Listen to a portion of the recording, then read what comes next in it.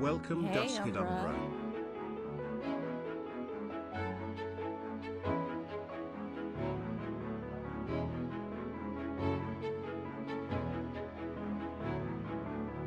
What's up? What's up? I sent you a DM yesterday. I don't know if you saw it, but yeah, it's your fault. I rewrote my entire lore. It's all your fault. I sat there and cranked that out in like 30 minutes, and it's leagues different than what I had originally. Okay, you saw it. Okay, cool, cool, cool. Yeah, totally different. So that's 100% your fault.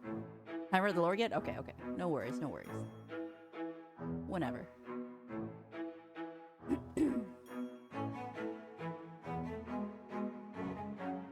Think I might have at 3 a.m., but then fell asleep.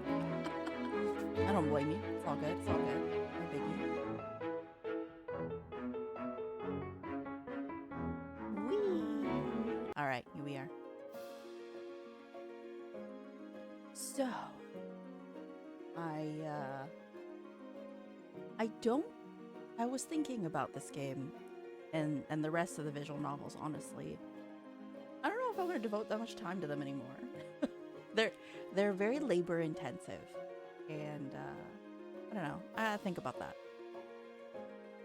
but you know, I got stuff going on, so I don't have a lot of I guess spoons to sit here and read too much.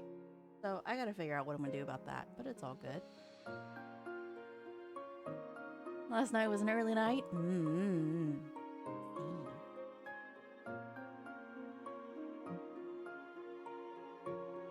It's such a long name for Dravok Umbris Vixumber Noctis. It's so long. Couldn't it just given it a shorter name?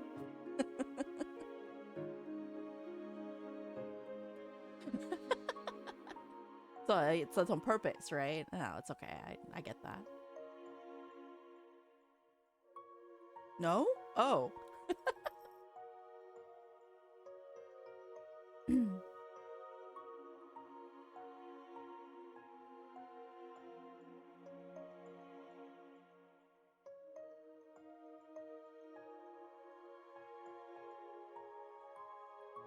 I'm kind of curious about this game. It's an isekai, so we'll see how that goes. Oh, it is on purpose. Stuck between Dravok Umbris and Vex Umbris Noctis, so I fucking smashed them together. Okay, that got it. I see, I see. It screams very fantasy, so it works. I get it.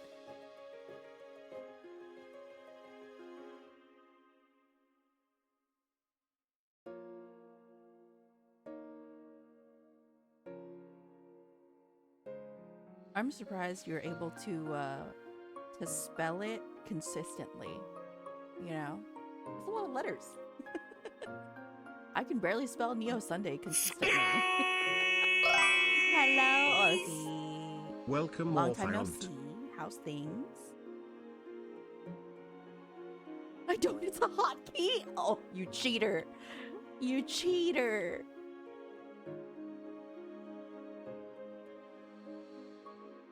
That's ridiculous. Although, I mean, I guess that's a pro strat. You got a hotkey for it. That makes sense. Slipped and fell at work and hurt my arm and wrist. Oh, yikes. Ouch. I hope you didn't break anything. That's no good. I'm not typing out drive a Converse fix over doctors every time. Yeah, I wouldn't either.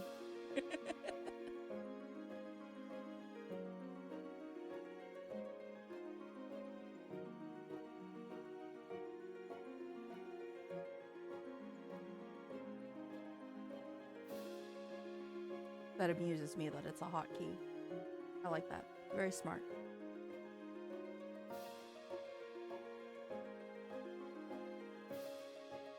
My manager cannot care less. What an a-hole, man. Your manager does not sound like a nice person at all. I don't understand what their problem is. Ridiculous. Absolutely ridiculous.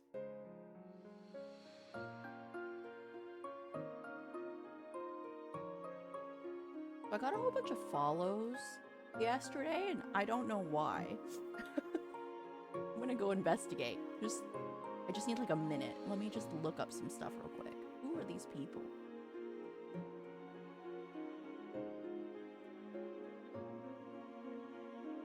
Who are these people?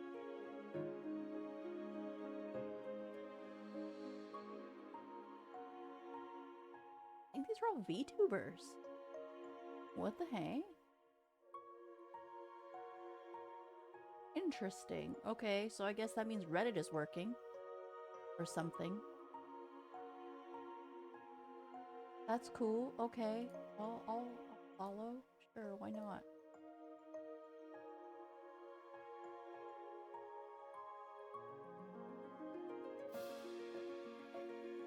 I don't know.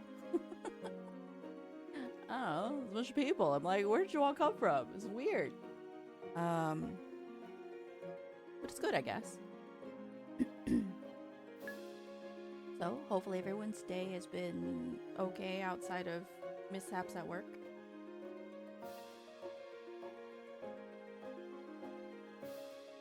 That is, bro, that is a wall of text. Give me a minute. I have to mentally process. One more.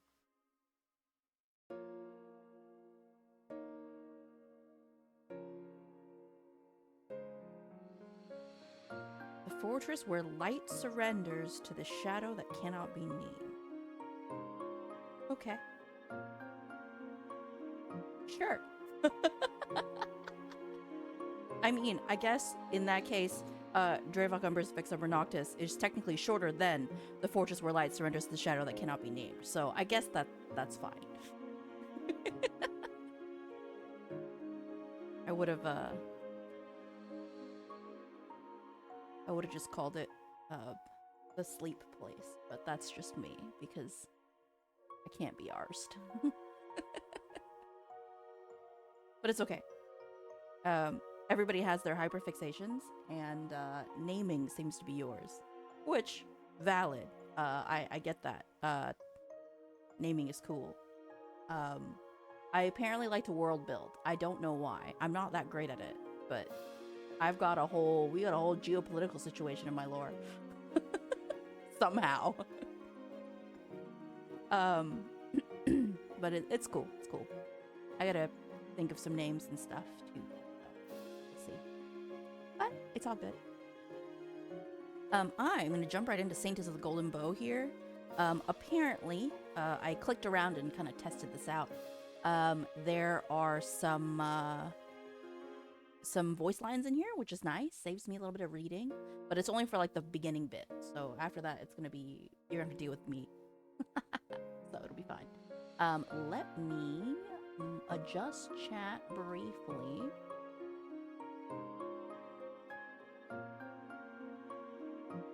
Umbrella, that's the longest message. I'll wait till you're done because I see that's a part 2. Reverse rating is interesting. What? Hold on. What does that mean to reverse rate exactly?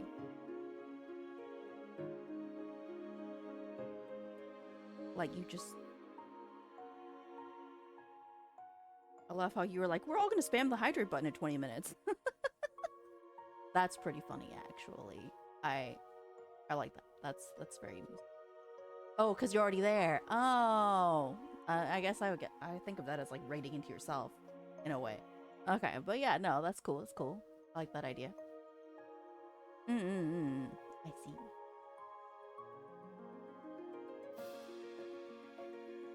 Interesting. It's a bit like a flash mob. That's cool.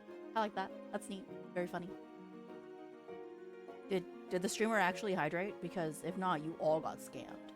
I hope the streamer did. Because with that much crowd pressure, you better damn hydrate.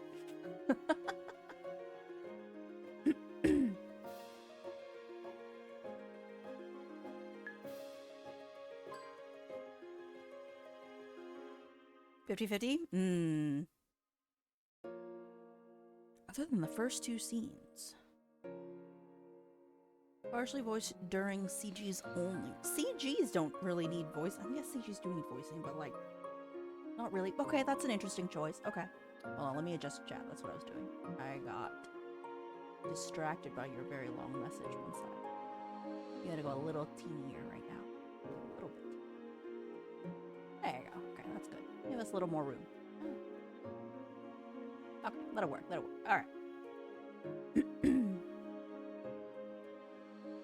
So the reason there's no cooldown on that button in a stream now, so that's cool. See, I was smart. I set up my cooldowns first thing when I set up my stuff. Ugh, just my luck. Why does it have to be pouring now?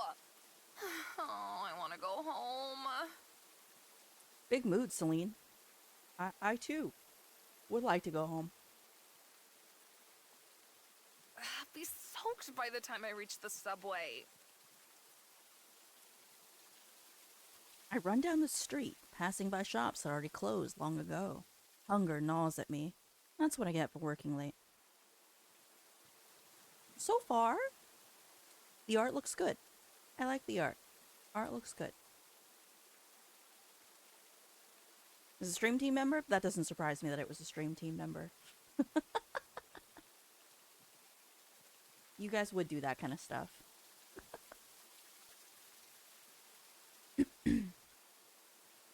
I hold my bag over my head, but my attempts to block the rain from soaking me are futile. Cars speeding down the street kick up puddles that shower me in rainwater. This morning, the weather report said it wouldn't rain, so I didn't take an umbrella with me, or even a hoodie. Damp cold seeps into my body, making me shiver. This day sucks.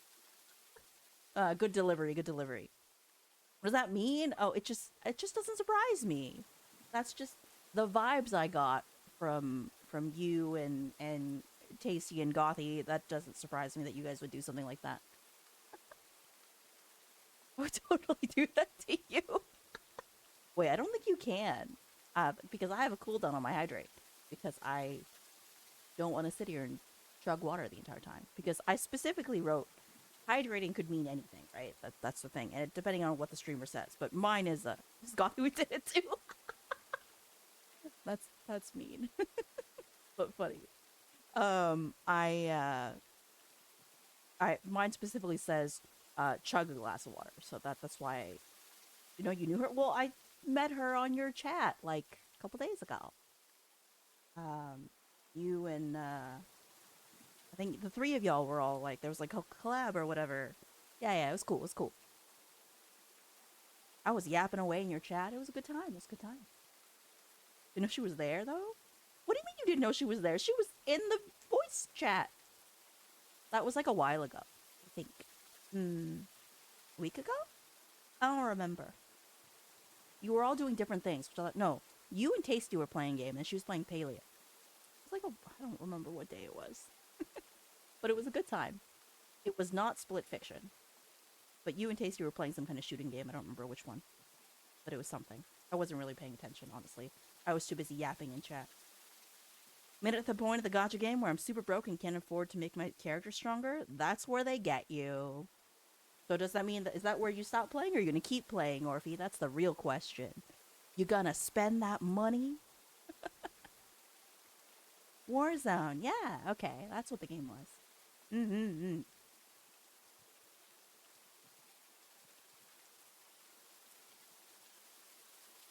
Keep playing because it's free to play? I mean, it's free to play until you gotta level up your characters or whatever. Then it costs money.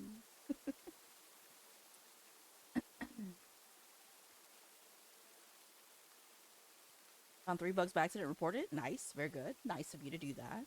Forgot about that because I'm not used to playing that. We forgot about that because the game is I don't blame you. My thoughts wander back to earlier. Yet another workday where my boss yelled at me and I had to cover for my sick coworker on top of doing my own tasks. Oh, this is too real. What the heck? I didn't manage to complete all of my assignments, hence the necessity to stay late at the office. If only I actually got overtime pay every once in a while. Today's Thursday, and I've already worked past closing 3 nights this week. Bro, where do you work? An office job Office sucks. job. Oh. A restaurant job sucks even more than an office job. Celine. And I don't even have restaurant experience. I just know that it sucks.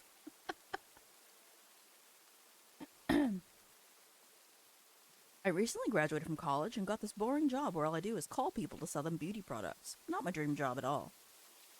That sounds like a really easy job. What the heck? But in today's job market, I should be grateful to even have a job, shouldn't I? I mean, I guess, sure. Adult life sucks. Oh, Celine. Yeah, Iron Mouse did not like the fact that there was AI in NTE, so she didn't want to do that. Yeah. The company behind the game is overly generous? Like, in terms of what exactly, I guess is the question. Like, in terms of uh nice on the game rarity mechanics, or like generous financially or something like that. Could be a couple of different things.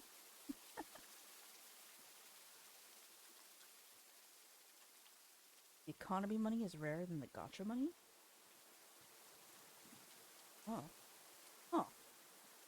Ah, so they're overly generous with the gotcha currency, I guess. Yeah? Is that what that means? I'm assuming. It hadn't taken me long to tire of the monotony of getting up in the morning, riding the subway to work, spending all day doing boring tasks, then coming home so exhausted that I just want to curl up under a blanket and read web novels.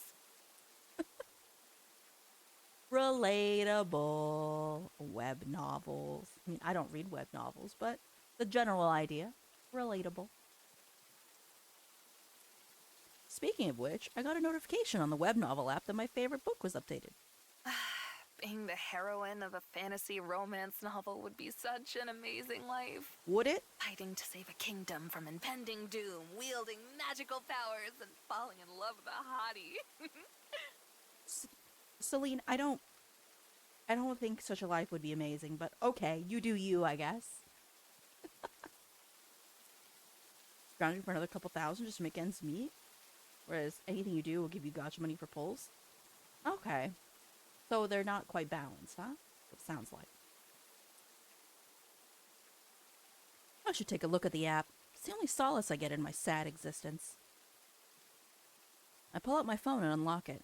I open the app, looking at all the updates. I don't care that droplets of water fall onto my screen. I just want to know how many new chapters are live. I've got so much to read on the subway. You couldn't have just waited till you got to the subway so you're not getting water on your phone? Celine, I'm judging you. Celine. So judging. Also, I really want to know what's up with this giant sun thing symbol on the left. It takes up so much room on the screen. And I just realized that it's like a PNG, so it's transparent here, so you can see your elbow through it. But like, what is the point of this giant sun motif? 3 new chapters, and I'm almost at the subway entrance. You could have waited till you got in there. Jeez. Oh, just a little bit longer and I'll be able to immerse myself in a much more interesting world than the one I live in. I run through the crosswalk. Oh, you're getting run over. Truck could. Cue the truck could, and here it comes. By the time I look up to see the light was actually red, not green, it's too late. You're gone. Goodbye. Truck could. I'm in the middle of a crosswalk with a truck driving straight at me. Of course. Should I take a step back or run forward? Quick. Thanks, Celine. I take a step back. Oh. Goodbye. It hurts. The pain. It's excruciating. My whole body hurts so much. I'm dying, aren't I? The suffering is too great for me to handle. I need to make it stop. I need to let my life go. The next thing I know, I'm floating in a cotton-like substance. Sorry for the flashbang. Jeez. I feel comforted. Safe, even. Have I really died? Am I in heaven now? But I wanted to read the last chapter of my favorite author's new web novel. Now I'll never find out what happens to the heroine in the end. A chuckle escapes me. A loud sound in this quiet place. I'm pathetic, aren't I? I died, and now I'm just thinking of my hobbies, not my parents or my friends. What is that sound? In the emptiness, I can hear someone singing, an angelic voice. It's calling to me. You must fight on. Okay. I must? I'm dead. I don't have to do anything. Suddenly, I feel a pull. My soul gets grabbed and yanked towards a golden whirlpool. I scream, but no sound comes out of my mouth. I close my eyes, the shifting reality around me making me feel dizzy. When my senses return to me, the first thing I notice is the fresh scent of the forest. I open my eyes and look around. Lush canopies of trees above me sway gently in a light breeze. There's something heavy in my hand. And when I look down, I see that I'm holding a simple hunting bow. My feet, clad in riding boots, sink into the damp green moss of the forest floor. I'm not hunting, I realize. Wait, how is this possible? I just died, and it's been ages since I handled a bow. The last time I practiced archery was in middle school, back when my parents could still afford to spoil me. I also hadn't put on such high boots today for work, or these fancy pants, or this jacket. The outfit looks almost like it belongs in a Korean webcomic. Where am I? What is this place? I spin on my heel a few times, taking a better look at my surroundings. Woods, as far as my eyes can see. A peaceful forest. I take another glance. Look! Devs, please. At my outfit and run my hands through my long violet hair. Who am I? Gee, I don't know. Who TF is you? Celeste? Where are you, Celeste?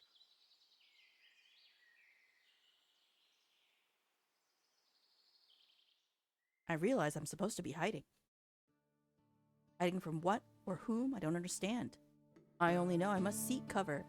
The urge to disappear from sight is so strong that I don't even question it.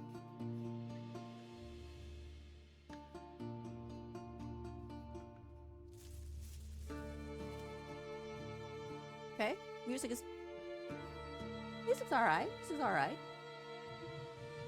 I find a thicket of bushes and dive into them. From my hiding spot, I observe the situation, holding my breath. A handsome man with red hair tied back in a ponytail runs towards me. He's wearing some sort of fantasy armor, and he has two thin swords on his hips. He has two? Hold on. Oh, he does have two. Two is a lot, man. I gotta say, two swords seems very unwieldy. How do you draw them? Do you cross draw? No, would it make sense to cross draw them? I don't know. Alright, sorry. Distracted. Not by the hot guy, just by the swords. I recognize this person. This man is my knight, Levy Parent. Wait, I don't have a knight. I'm Celine, a 21-year-old simple office worker, fresh out of college with a job in sales. Am I still the person I was half an hour ago? Or have I fundamentally changed somehow? No. No matter my outward appearance, I'm still Celine. Levy turns left and right, searching for me. Celeste? Please, come out! Ooh, okay, the audio, sorry, I didn't realize the music is louder than the voices, which shouldn't be right because I adjusted the volume. Hold on, one sec. First, let me save. Boop. And then let me check configs, hold on. Yeah, what the heck? BGM, why are you so loud? A little lower. A little lower. A little lower. A little lower. A little lower. A little lower. No, a little louder. There you go. Maybe that. A little louder. Okay, that's good. Okay. Failing to discover me, he runs off. I recognize this guy's looks from somewhere, and the name Celeste is familiar too. No. I couldn't have. Did I get reincarnated? Here? Out of all the books or games that could have been the setting for my reincarnation, why did I have to end up in the BL tragic fantasy web novel? Why this one? The BL tragic fantasy web novel? And we're a main character? In a BL? Alright, I'm confused. I don't know what's going on here. Why? Okay. Hold on. Let me keep going here. Saint of the Golden Bow is the work's name. was recently adapted as a webcomic. That's how popular it'd become. The book used to be one of my favorites, but the world of this story is not a nice place to live. There's a war going on with a demon queen. And Celeste, why did I have to be reincarnated as her? What I just witnessed was the opening scene of the book. Before Levy is chosen to become the titular saint, he goes out hunting with his unrequited love, the lady he's serving. He's supposed to protect Celeste, but he loses sight of her at some point, and an ungodly sound makes the hairs on my skin stand up. But it's a BL, and he loves a woman? I'm confused. Maybe he's bi. I guess he's bi. Alright. Oh, it's demon art. Look at him. The creature that made the sound appears to my right. It's the ugliest thing I've ever seen. An abomination. A demon. Actually, it's not bad. I kind of dig it. It's pretty good art. The glyphs on the wings really sell it. And the stinger tail is alright. Stinger tail's okay. The imp's leathery wings flap in the air, and the creature flies toward me. It has spotted me. This is the moment when Celeste Decaris dies a miserable death to become a part of Levy's tragic backstory. But I just died from being hit by a truck. I don't want to die again. Especially not in a scripted event where I'm supposed to just fade away so I can serve as a part of someone else's tragedy. Bruh, imagine having main character syndrome so bad that you just refuse to follow the plot. Oh, sorry, I don't have main character syndrome, so like I would like think about the plot. I'm assuming I know what the plot is, so like I would have made a plausible narrative twist so I wouldn't have to die or whatever. But yeah, anyways, I don't know. I would try to avoid this, but I wouldn't treat it this way. I may have frozen when the truck was driving at me, but no, I won't let death claim me again so easily. The imp is still far enough away from me to attempt to save my life. I have to act quickly. The monstrosity is coming closer and closer. My hands are sweaty. My arms are shaking. I'm spaghetti. I refuse to give up. Go, Celine, do the thing. Shoot. Like you do. I pull out an arrow, draw back, and aim at the imp that's flying straight at me. Take a breath and release it, focusing on how the bow feels in my hand, its heaviness. I stabilize my hold on the weapon. When I'm sure of my shot and know I can't delay any longer, I send the arrow flying.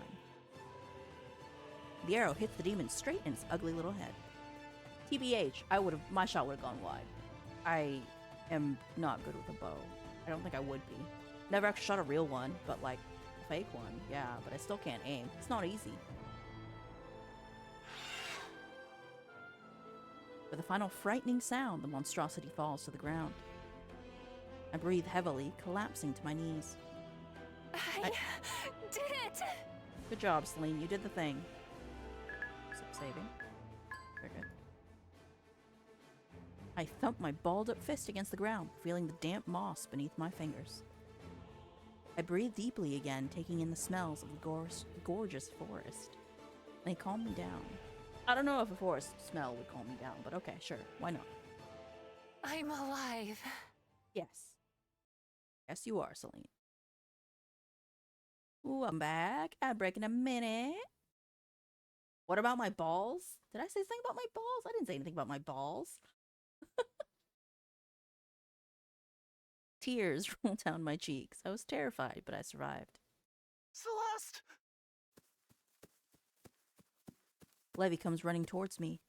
When he sees the imp dead a few steps away from me, and the bow still grasped in my hands, a gasp of surprise escapes his lips. Celeste! What happened? Did you not say anything about my balls? Did you kill this demon by I must have yourself? said something else that rhymes with balls, but I already forgot what I said. I'm hungry. I open my mouth to explain the situation, but my voice sounds raw and shaky. I killed the demon.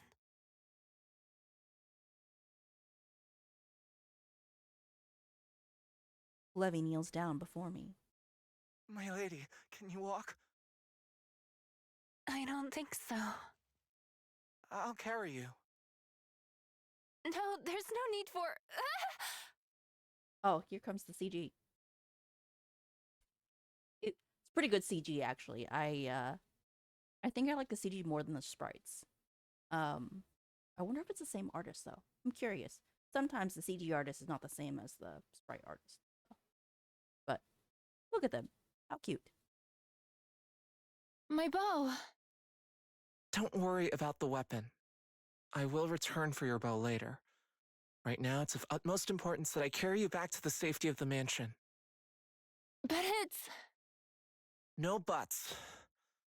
Let me do my job, for once. This is where I would spam a butt emote if I had one. But I don't. Levy walks towards where we left our horses, or so my memory as Celeste recalls. Oh, the ads. The ads. The ads. I have ads. Hold on.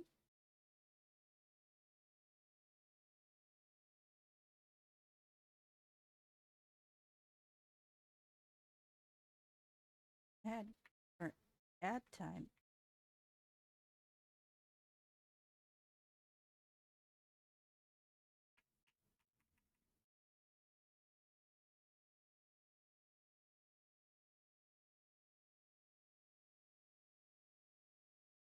Oh no, I can't type to think. There you go.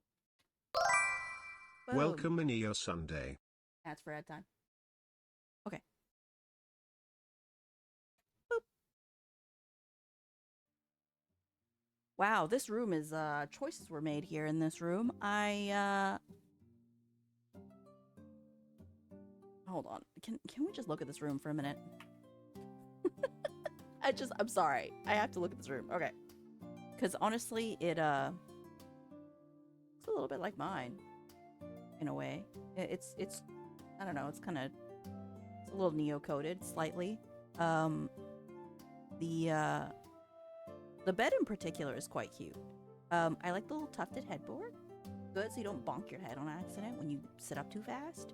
I dislike that little pink pillow because I feel like that's just a decorative pillow, not an actual usable pillow. Oh, it's right here by my head.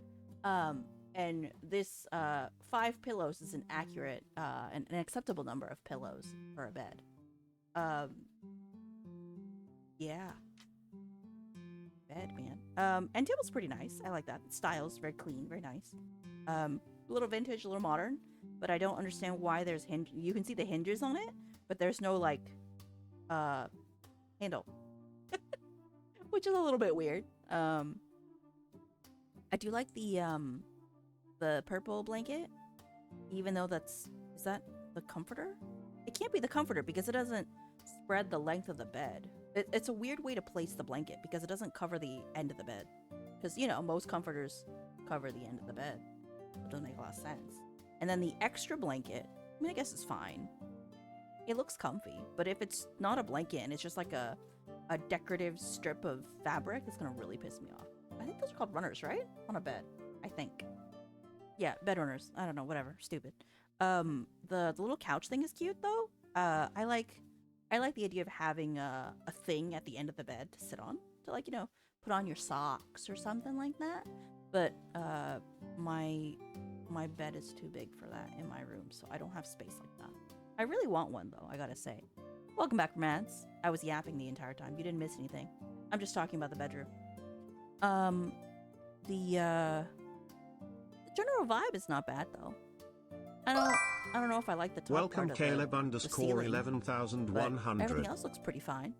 Hello, Caleb. How are you? How have you been? Long time no see. Welcome to Saintess of the Golden Bow. It's a visual novel.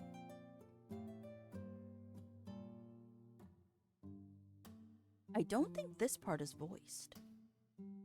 So I guess I gotta read now. Glad you've been well.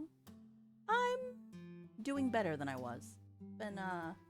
It's been a hell of a couple of days, but I decided I didn't want to stay away for too much longer, so I'm here today. This is an isekai, so that's fun. Our protagonist is Celeste, Well, her name is Celine. She's been reincarnated into a noblewoman named, well, not noblewoman. She kind of has money, I guess, into Celeste. After an awkward bath, where I had to let my maid Linda wash me, I'm finally dressed in a nightgown and allowed to rest. My body feels weak, the shock of dying, reincarnating, then almost dying again, finally taking a toll on me. I yawn. I'm going to lie down. Is there anything else you need from me? Ah, I forgot I'm supposed to formally dismiss Linda whenever I want to be alone. I'm good for now. I'll call you for later if I need anything. All right, my lady. Linda curtsies before me, then she exits the room. I sink into the softness of the mattress, taking a good look around the room. This place is an undeniably expensive, polished, fancy look. Somebody's tried very hard to make the atmosphere more feminine, as if the army of teddy bears can be called feminine instead of creepy, and I know it wasn't Celeste. The Celeste the book mentions is quite the tomboy, caring little for girly things like dolls and decorations. She doesn't have good social skills, she lacks proper manners, and she dances like an elephant. Instead, she's great at archery, hunting, and riding horses. However, this society deems all of those activities inappropriate for a lady, and thus she doesn't have many friends. Sounds so much like me in my past life. The only two people who really like Celeste are Levy, who, for some reason that really isn't explained in the book, adores his lady. And Celeste, are you alright? Celeste's twin sister, Eurydice. Bruh, Eurydice is gonna be the hardest thing for me to say for like the whole time. So fingers crossed this character dies quick. I don't want to say her name anymore. Eurydice. Came inside from watering my plants in thunderstorms, pouring down rain. Wait, why did you water your plants in a thunderstorm when it's raining? Wait, Caleb, please don't hold a big metal sprayer in a thunderstorm. But also, why did you water your plants if it's raining? Is that rain not sufficient for your plants? Or could you just sprinkle like the nutrient stuff and not the water? I don't know. I don't know how that works. You gotta educate me, Caleb. They're on the balcony, so they don't get much of the rain. Oh, naruhodo. Not gonna strike you, you ain't the tallest. I mean, true, but still. I would not hold a big metal sprayer in a thunderstorm either. You know, you're actually not supposed to use your electronics during a thunderstorm either, like even when you're in your house, because then if there's a power surge, then you could get hurt if you're not, you know, you're using your stuff or whatever. So, FYI, you do want to be careful with that kind of stuff. Yeah, be safe. Especially when it's storming out. Storms are scary. The book also briefly mentions Eurydice as part of Levy's backstory, simply describing her as the more ladylike twin who loves pink and romance novels. I feel Celeste's emotions for Eurydice in my heart, though. Celeste really cherishes her sister. Celeste? I'm alright. Thanks for worrying about me. Okay, I figured, okay, now that we have the, sorry, I just not realized, now that the sprite's on the left, the giant sun thing is just a background for it. I feel like it's not necessary to have that, TBH. You could have just made this thing smaller, put it here at the end, and then just had the sprite here. But that's a nitpick on my end. I don't know, the sun takes up so much room. You can if you have a surge protector? I mean, does that help you if the power flows back from, like, other places? I don't know. Sorry, I don't know much about electricity. I don't know, I'm just thinking about it. Anyway, I guess so. It sounds like that would be the case. I've watered in the rain sometimes during drought, when it's in the ground and getting the rain. Oh, especially if it's cucumbers that are fruiting. Cucumbers need a lot of water. Considering they are like 90% water, I guess that makes sense. I'm alright. Thanks for worrying about me. She rushes over to my bed, fixing the pillow under my head and helping me sit up. Well, of course I'm worried about you. You're my beloved sister. What would I do if I lost you? Oh, I just realized, I think we have the same color eyes. Hey! That's cool. Similar. They're really similar. Sorry, distracted. It's fine. It's not very common, this color, so I like that. It's cool. I'm fine. I've been through worse. I quickly sort through Celeste's memories, looking for an appropriate event. Remember that time I stole Marquise? Ugh.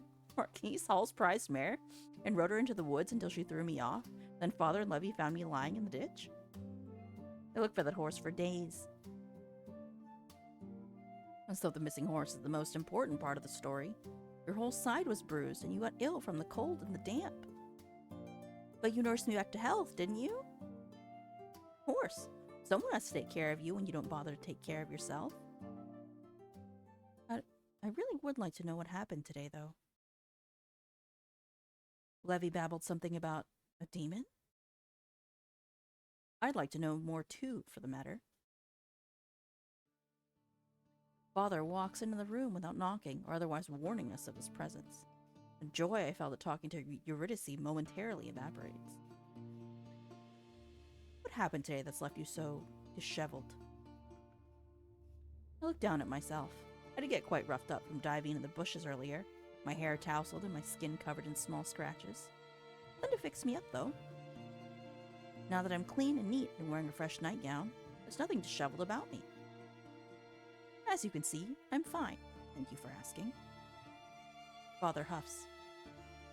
You and your sister's 18th birthday is in 3 days. We're leaving for the capital the day after tomorrow.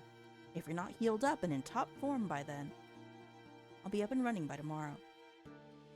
My body feels tired and heavy, but it's nothing a bit of sleep can't fix. I see Eurydice scoot slightly to the left, but taking a step away from Father's negative energy. You'd better be. I don't want you to ruin the golden bow ceremony for your sister. You're forbidden to leave the mansion for the next 3 days. Don't tell him off, that's stupid. We're not gonna do that. We won't antagonize. We know better than that. I open my mouth to tell him off, but my eyes land on Eurydice. She shakes her head slightly. To honor her wishes, I decide not to agitate Father any further. All right. I nod. I don't feel like going hunting or horseback riding anyway.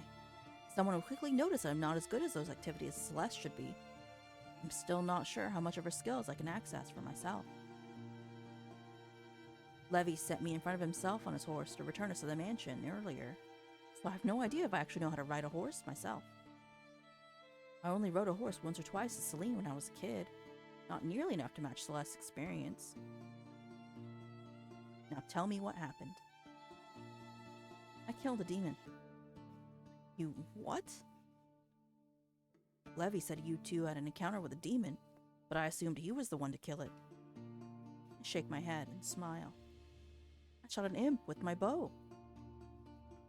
What was such a monstrosity doing in the middle of Lokari Empire lands? We're far from the warfront. The imp was conveniently there to kill Celeste for Levy's tragic backstory. I want to tell the truth, of course, but I won't. Father and Eurydice would take me for a madwoman if I babble about them being characters from a novel. Okay, so... Sorry, I'm hold on. Oh no. This might be where this game ends, because I have a lot of things to say. Alright, so... I made a roleplay once, where, my self-insert as Neo, showed up in a world where, like, it came from a book, so, like, the book world or whatever, showed up there, and then proceeded to be like, hey, so, I know what's supposed to happen, and, I came here to change it, because I don't think it's right. And I'm also here secretly to romance you. So, in this world, I was like, yeah, you're actually not real. You are a character, but it's okay. We're gonna work with this narrative because I know what's gonna happen, and therefore we need to change it. And then, in the process of doing all that, obviously we get to fall in love and junk, which is great. But like, it was really interesting. I was like, yeah, I have the ability to now alter narrative probability, so this is what's gonna happen. but not in a overpowered, like, god powery kind of way, but like ways where you can change the turn of the tide by doing little things. Bit like butterfly effect-ish kind of vibes. It was really good. Great roleplay. I don't remember what happened to it, but good stuff. Started watching a new anime last night. Cool. What is it? Are you enjoying it? I don't know. But the monster attacked me, so I killed it. Father sits down on the chair next to the entrance of my room and hides his face in his hands. I knew my daughter wasn't much of a noble lady, but this... My sister and I share a smile. Where was your knight when the demon attacked you? I ran off on him again. I wanted to hunt on my own. Of course. A big yawn escapes my lips. I cover my mouth with my hand. Rest. Father gets up and gestures for Eurydice to leave. She nods and walks behind him out of the room. Turns back to me when she's in my doorway, gives me a warm smile. Get some rest. I'll be back later. I sink more deeply into the bed, making myself comfortable. It doesn't take long for me to fall into dreamless slumber. When I wake up again, the rays of morning sun pour into my room. I get out of the bed and stretch to make sure my body's working properly. I feel refreshed after my long sleep. No more weakness in my limbs. Everything's in order again. I walk to the desk and sit down. Take a fresh sheet of paper. I hesitate when I realize there's only a quill for writing, but I won't be stopped. I produce a few scratchy letters. My handwriting looks horrible. Seems I can't directly access Celeste's skills after all. That's quite inconvenient. I can manage to write with a quill, but not very well, and only in English. I have to write down everything I know about the web novel Saint of the Golden Bow so I can organize my knowledge of the world and line it up with Celeste's memories. Let's start with the basics. This is exposition. Oh man, this is... Okay, they could have skipped this whole entire thing. Okay, sorry, I'm a little mad. Sorry, they could have skipped this whole entire thing. They could have, like, time skipped this bit. And now we're gonna get a bunch of info dump. And I'm not that happy about getting info dumped. I don't love info dumping personally. I get why people do it. But, like, yeah, I don't know. I'm glad you're enjoying it, Caleb. It's a fantasy adventure romance anime? That sounds right up my alley. Sounds fun. Caleb, whenever you get the chance, if you can post a link to wherever you're watching it in the Discord, that would be great. That way I can take a peek. Welcome to Oh my god, it's Tay! Hello, Tay! You know, Tay, I just rewrote my lore. I will DM you with it, just for funsies. I would love to get your feedback. That would be fun. I hope you're doing well, Tay. Been a long time. Hope you've been enjoying your games that you've been playing lately. I feel like you've been playing a lot of Final Fantasy, right? Isn't that what you've been doing? Hold on, let me find out.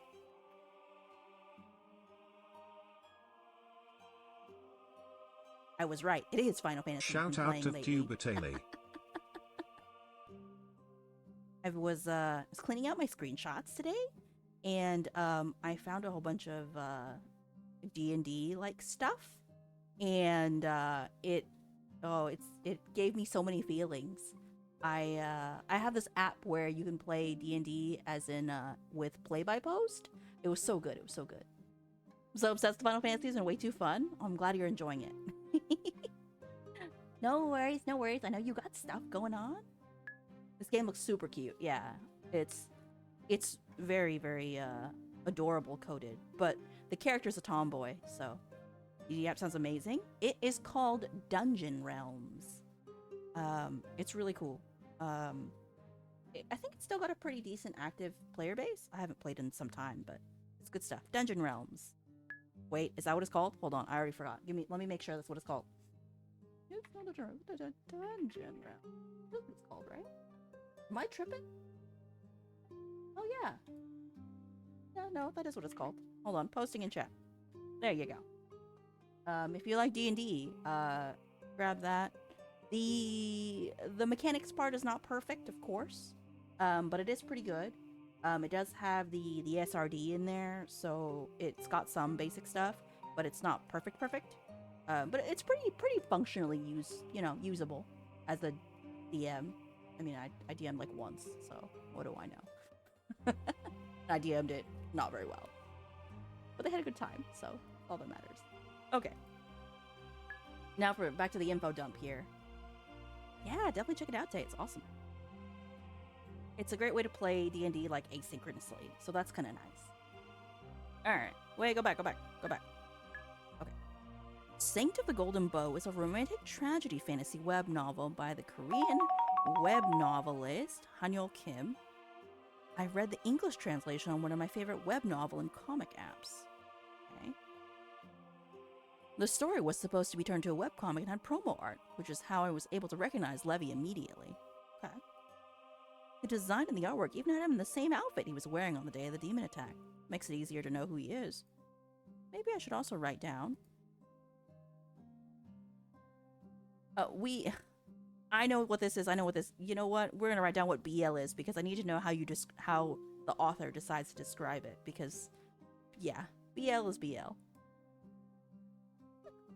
We've been doing well. It's been an interesting. Oh, did we win? Who won? Did you win? I think you did win. Good job. Nice. Good win. Wait, no. Did Milkshake win? No, Milkshake won. Oh, sorry. I've been doing, but it's okay. Life is life. But now I'm here, and we're in an isekai anime now, so that's fun. Well, story, not really anime, but you know what I mean. Always happy to shout you out, Tay. You deserve it. Boys Love is a genre of Asian media that centers around relationships between two men, but is geared towards the female audience. It's romantic and simply wonderful to watch two men fall in love with each other. Ah, I'm really such a simp for good BL romance. But no, I don't need that. Skip. Okay, now I understand why they put this in here. Space! I go. I can understand why they put this in here, because it's assuming that if you didn't know what a web novel or a web comic was, that you would have the information at your fingertips to like look at it. But okay, all right. I'll let that pass, I guess. Not everyone is as media literate as good old Neo Sunday, so. I get up for a moment and wander over to the mirror, touch a hand to the glass. The design of Celeste wasn't included in the promo art. I take in my new features, violet hair and pink eyes, a slender figure. Giving you a free plug? Let's go! Hold on. I already... Oh, thank you. The free plug is for me to pitch whatever it is that I'm trying to sell right now, which in this case is an item that is free. Thank you for the free plug. Boop.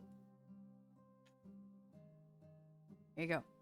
VTuber Compass is fresh off the presses. The VTuber Compass is a, thank you for the headphone. The VTuber Compass is to help you determine who you want to be as a VTuber, your identity, and what you're doing. So, yeah, good stuff. Definitely check it out if you're a newbie VTuber and or interested in becoming a VTuber and or are a rebranding VTuber. Lots of direction there for you. Cool. Also, hello, Kaito! There's no denying it. I'm really not Celine anymore. No, no shit, Celine.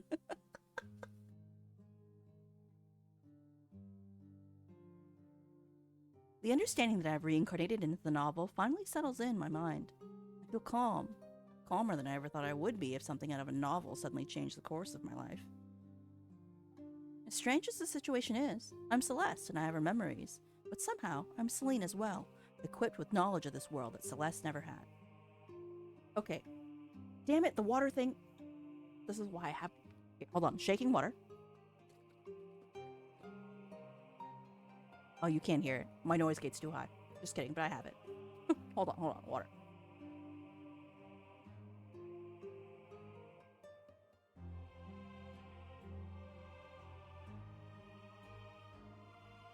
Okay, thanks. Thanks for the water chug. Yes, there's a cooldown. Okay. So, I gotta talk about this for a minute. Just briefly. So, I don't watch a lot of isekai animes. I don't think I've seen any, come to think of it. But like the major trope, right? The idea is that the primary character gets a bonus because they're like, oh, well, I know how this all works, right? But how do they like reconcile that, I guess, is the question. Like, you can just say, oh yeah, I know about these things, but I also have the memories of this character.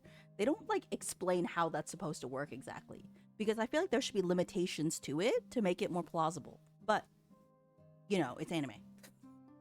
Or I mean, it's a trope, so there's not a guarantee that they're gonna write it out that way. But I feel like it should make sense. Be like, okay, so maybe I because I'm in this new world, I gradually inhabit this character, and maybe I lose some of the knowledge of my previous world that I came from, which I could see would be interesting.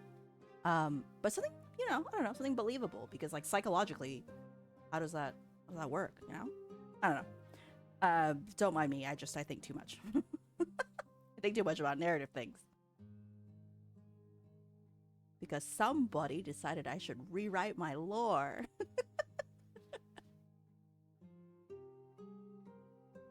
I walk back to the desk and sit back down.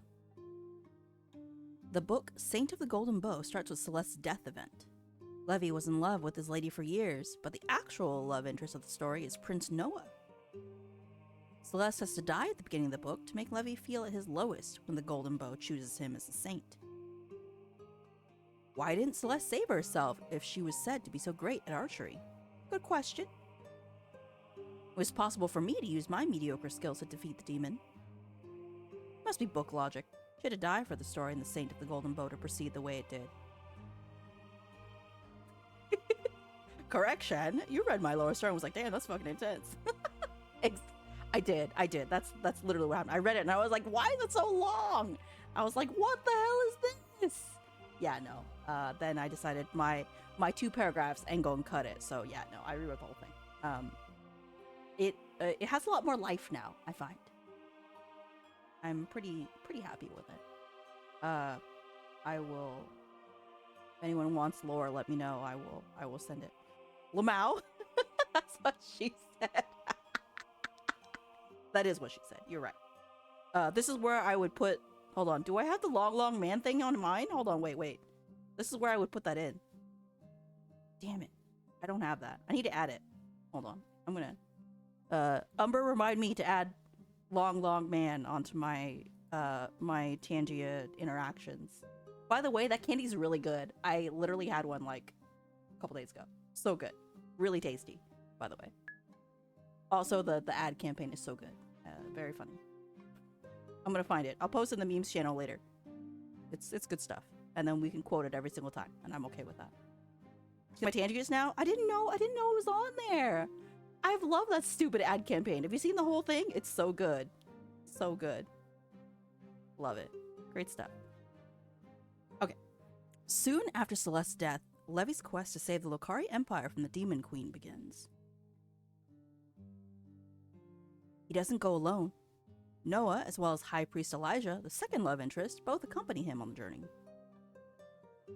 Noah and Levi fall in love. Elijah falls in love with Levi too, but Levi chooses Noah. Okay, so it's like a love triangle. When the final confrontation with the Demon Queen happens, the love Noah and Levi share is an important component of defeating the fiend.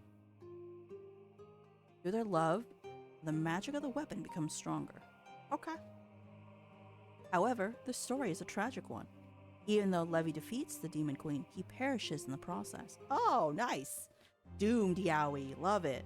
Noah and Elijah live on, and peace returns to the Lokari Empire.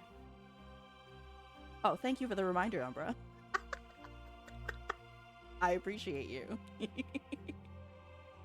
I remember crying at the end of the book. I've read the novel twice. Saint of the Golden Bow is really one of my favorite stories. Okay, pause. Hold on. Okay. We now know that Celine's favorite story is Saint of the Golden Bow. If that's the case, why even bother writing down notes? That's what this whole leading situation is right now, is that Celine is like, yeah, just in case, so I don't forget, I should write down everything that I know about the book. If it's your favorite story and you've read it twice, you don't need to write down notes. Not in the slightest. If I was thrown into Middle Earth today, I would live just fine. Depending on where you put me, I would have to travel more than likely, because I'd probably get stuck somewhere really terrible. Throw me into Fangor and I'd be pissed, because then I'd have to ride forever. Sorry, distracted. But yeah, if I got Isekai into my favorite novel, I wouldn't need to write down notes. I would just adapt very quickly. It would be easy. Easy as frick, man. I still don't appreciate being reincarnated in this world, though. Especially not as Celeste, whose only purpose in the story is to add angst to Levy's life. I didn't die when I was supposed to, though. And now the story has continued regardless. I wonder how many things will change now because Celeste is alive. Oh my god, let's get some! Thank you Kato, for the thank you for the gift, gift Mako Sich. sub! Hooray! Alright, just for that, you get a shout out too. Hey, yo! Thank you for the gift sub! Yippee! Everybody follow Kato. The, stinky Shout trash out panda, to Katamecock. who is very determined to say that they are not stinky. Stinky trash panda. Yippee! Thank you, thank you! Hold up, wait. Oh, wait, no, JK. Never mind. I was thinking about something else. Never mind, it's fine. We're good, we're good. Alright. You guys are the best. Yippee! Ah, emote spam. Love it. Good emotes, good emotes. By the way, I'm getting new emotes soon-ish. I'm pretty excited about that. I will update all the emotes when they are ready. So that'll be fun. Yep, a lot of these emotes are of my 1.0 model. So it is time for a refresh. And they were not cheap, I gotta tell you. But on the bright side, they're gonna be really nice emotes. So it'll be good. I'm excited.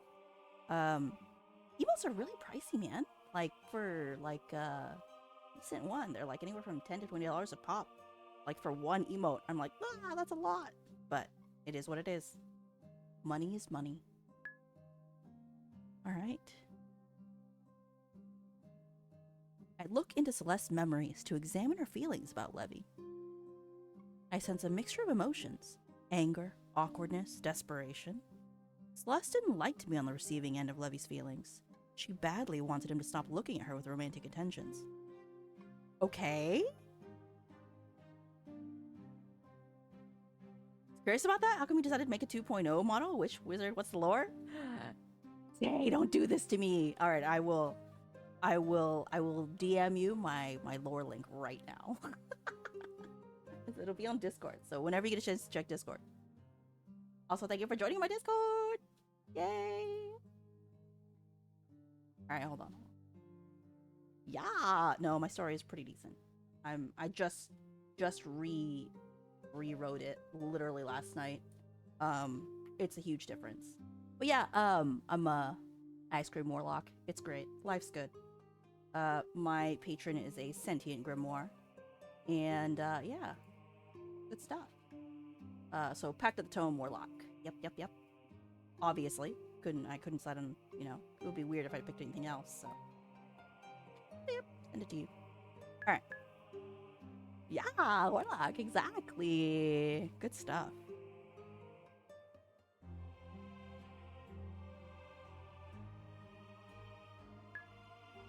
You get free time? There's something in Discord for you? Thank you, I will check. What Celeste really needed was to have a friend in him, not a lover. As a noble lady, she especially found his feelings for inappropriate. Bro, Celeste wanted to friend zone him? Yikes. Okay. Are we friend zoning right now? Is that okay? I mean, I guess. I can't quite hate Celeste for being cold to Levy now that I know how distressed she was about his love for her. But at the same time, I do pity Levy.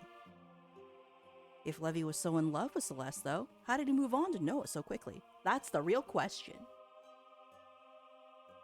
His change of heart wasn't really explained in the novel, And I remember some people voicing their opinions in the forums about how unrealistic this plot point was. If Levy and Noah don't fall in love at the end of the quest, will Levy still be able to defeat the Demon Queen? I shudder.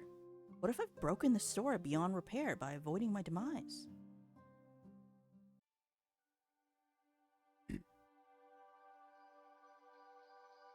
Orpheon, there's a movie theater in game? How interesting. So is there like an actual movie playing in the movie theater? That'd be cool. I'd like that. That'd be neat. It's giving me like Decentraland vibes, but yeah, it's cool. I gotta say, I think I like the art in this one more than Your Crown Is Mine. But it's got more like kind of quote unquote standard like VN art. There's a short clip with music. Oh, do not cite the ice cream magic to me, viewer. I was there when it was churned. Kato, bless. Thank you. That's a good one. That's a good one. The Power Ranger like superhero? Interesting. The bow looks good, I gotta say. I do like this, like, it's not necessarily a chapel, but it's like it's kind of chapel-y, a little bit. Which is weird, but okay. Because honestly, a bow like that should be in a reliquary. This doesn't look like a reliquary. It looks like, I don't know. I'm kind of, like a, no, it does look like a chapel, actually. No, I'm staring at it. Yeah, anyway. On the day of Celeste and Eurydice's 18th birthday, Father takes us to the capital to attend the Golden Bow ceremony. Levy had his 18th birthday a few days ago as well. Since he's of lower standing than the Count's family, Father got the approval of the church for Levy to attend our ceremony together with us instead of his own a few days earlier. Now, Eurydice, Levy, and I stand in the middle of the chapel in the royal palace in Solus, Lokari Empire's capital. Behind us are the many other people who will be tested. Before us, the High Priest Elijah Soren takes a spot behind the titular Golden Bow, the fabled artifact that will choose the saint one day. I know that day will be today, since Levy is the one who will be chosen. I eye the bow with suspicion. Light reflects off its gold-covered surface. The design is pretty and elaborate.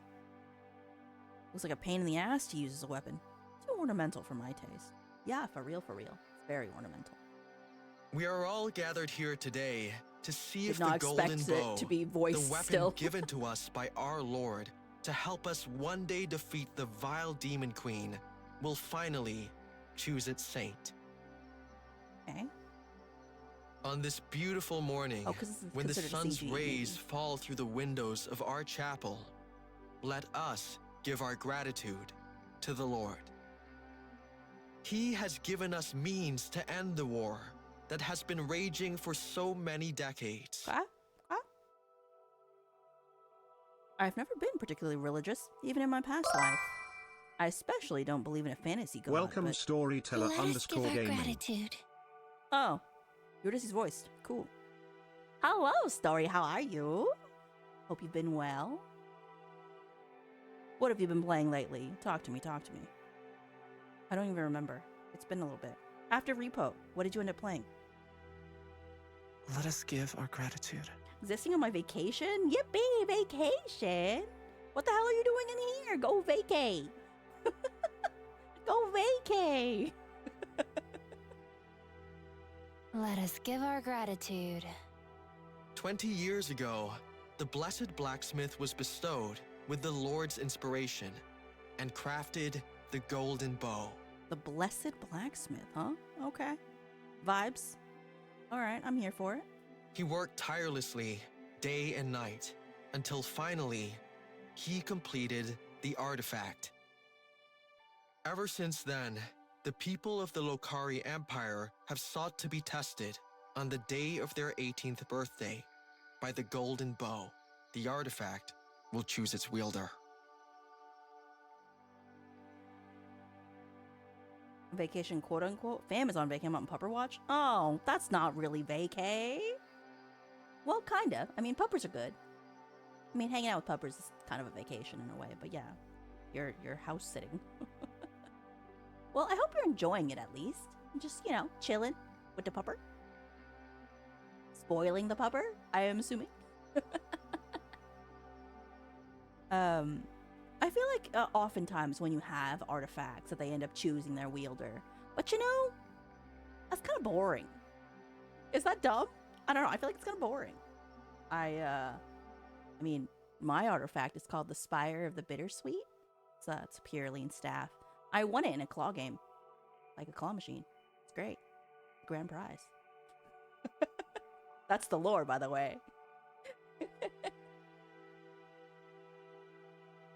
Trying to watch the entirety of American Dad this week? Probably won't be able to, but I'm gonna try. That's really long, right? I feel like American Dad is like a pretty damn long series. That's a lot of binging. That person will become the saint and be tasked with defeating the Demon Queen, who has terrorized our borders for 23 years. Didn't they say the war was like decades long? 23 years, I mean, it's 2 decades, but like, I don't know, when you say decades long, I feel like it's longer than that. I don't know. That's just me nitpicking, I guess. But not much else to do? I see. I will now call forth today's attendees to be tested. Oh, now I gotta Each find out of how you to say just their needs damn to names. touch the Let's golden go. bow once, and its Watch it judgment will be be bestowed Levi, on you. and then that's gonna make me so mad because I've been saying Levy this whole time.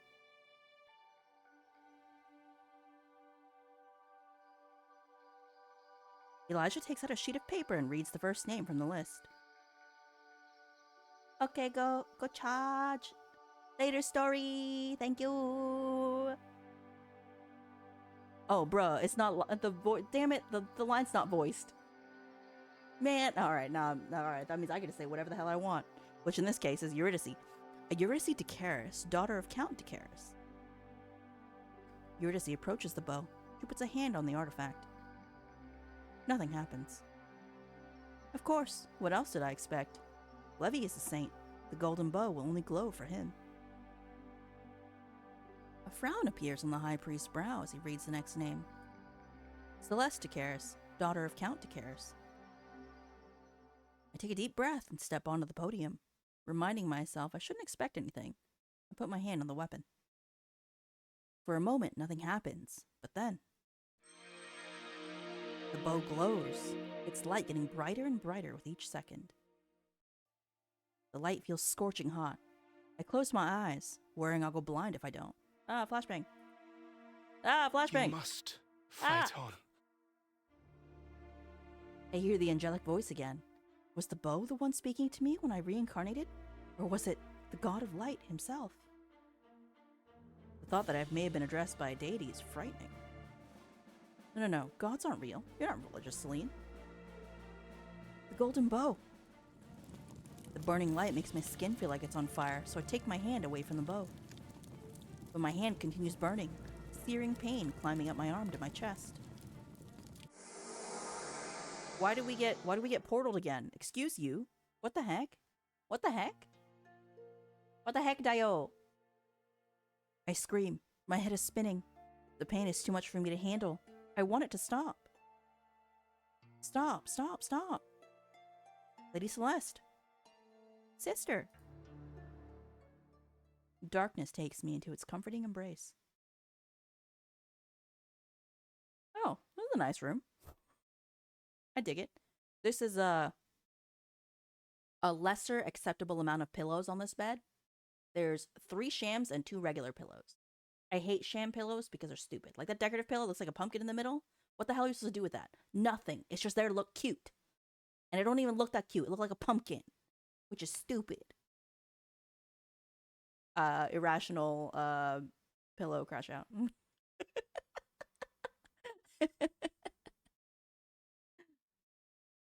Ugh, I feel so groggy. I'm in the guest room of the apartment that was assigned to our family when we first arrived at the palace for the ceremony.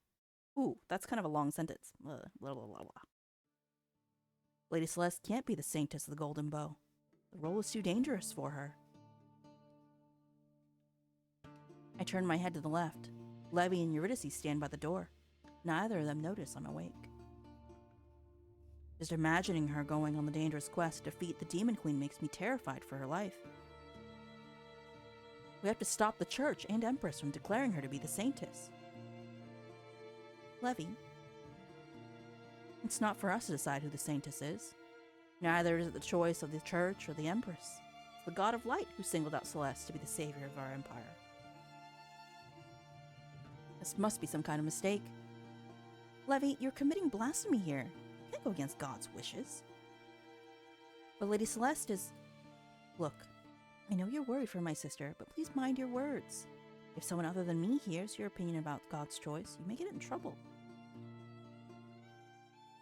So, I really am the Saintess of the Golden Bow? Levy and Eurydice turn to me. She runs up to the bed and takes my hand in hers. Celeste, you're awake. How are you feeling? Fine, I think. Just a bit tired. You really scared us in the chapel. Oh, it was a chapel, I was right. You screamed like someone was tearing you apart. You're tearing me apart, Bo! No, okay, the fact that I can use that 2 times in a week is crazy. Sorry, I thought it... Niche humor. Don't mind me.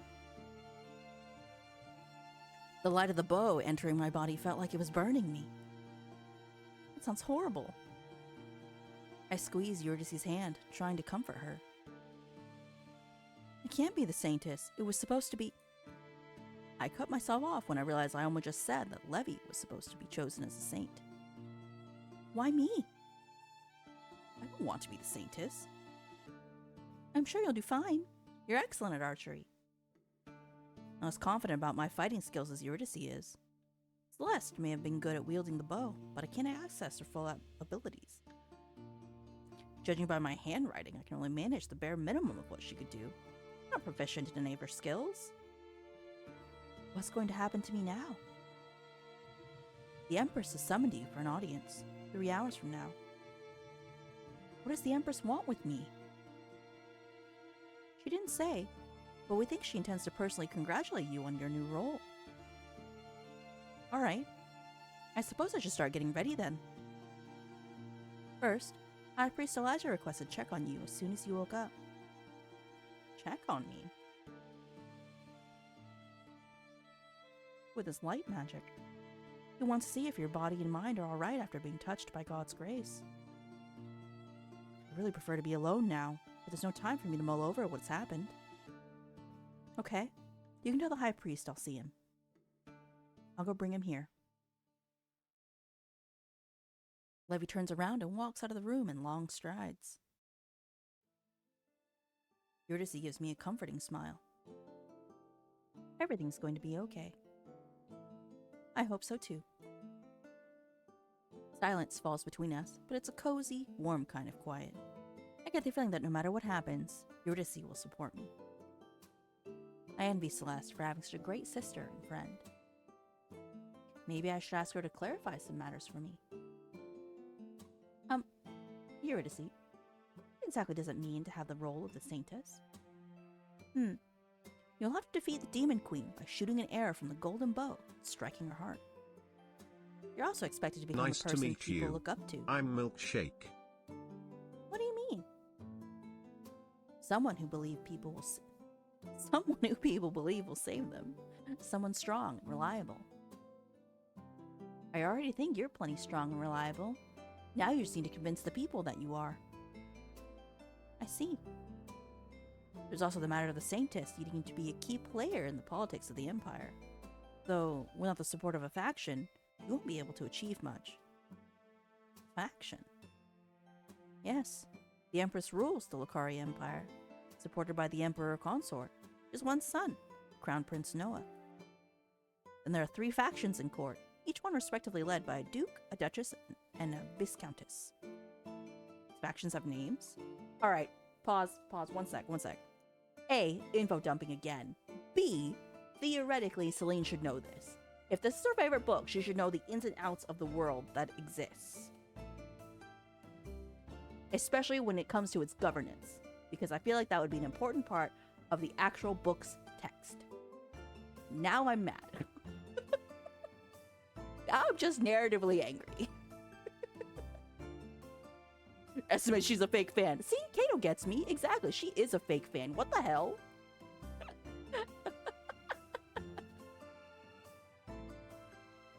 bro, the warlike faction? Who says this? Who calls it the warlike faction? You could have given it a good name that obviously made it warlike, you know? You could have said anything. I don't know, okay.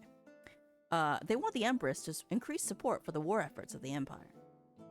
The artistic fact, okay, the fact that the factions are just freaking adjective faction is... I'm fine, I swear I'm fine, everything's fine, I'm just, hold on,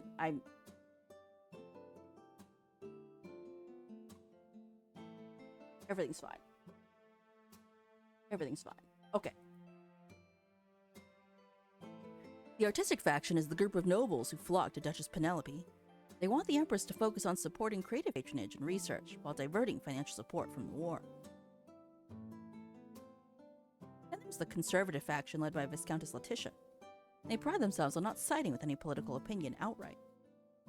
Like any political opinion? Bro, you can't have a faction that says, I don't believe in anything. What? Alright, now I'm angry again. I can't do this, man. I can't do this. Thank you, Orby. I'll see you later. I hope your hand feels better. Make sure you ice it. And then, you know, wrap it or whatever if it needs wrapping. Take care of yourself, okay? Not gonna lie, one of my favorite parts of the visual novel streams is Neo's critical feedback on the writing. I'm here for the yap. Kato, I appreciate you. That's what makes me different from most other visual novel streams. I'm gonna sit here and just yap and yap and yap. Every game needs a good yap.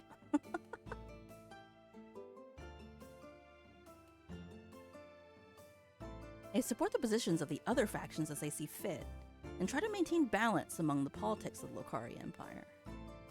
Finally, there's the head of the church, High Priest Elijah Soren. He offers the priesthood's opinion and input when it comes to political matters. No separation of church and state. Okay, obviously. That's a lot to remember. No, Celeste, it's not. I'm sorry, I'm mad. I can't with this. I cannot. Celeste, you really a fake fan. I'm mad at... No, not Celeste. Celine. Celine is a fake fan. I'm over her already. She's earning my ire now at this point. Hold on, let me save real quick. I realized I hadn't saved yet. Hold on. It's been a minute. I hadn't saved in like a whole hour. Okay. The political side of being the Saintess will come into play more once you complete the mission to defeat the Demon Queen. You don't need to worry about the politics for now. Bro, the politics are easy. This is like child's play at this point. After Your Crown is Mine, this is... Which was also child's play, let's be real.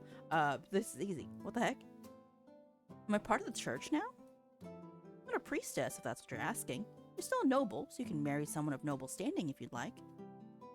You're not sworn like the clergy to only marry within the church.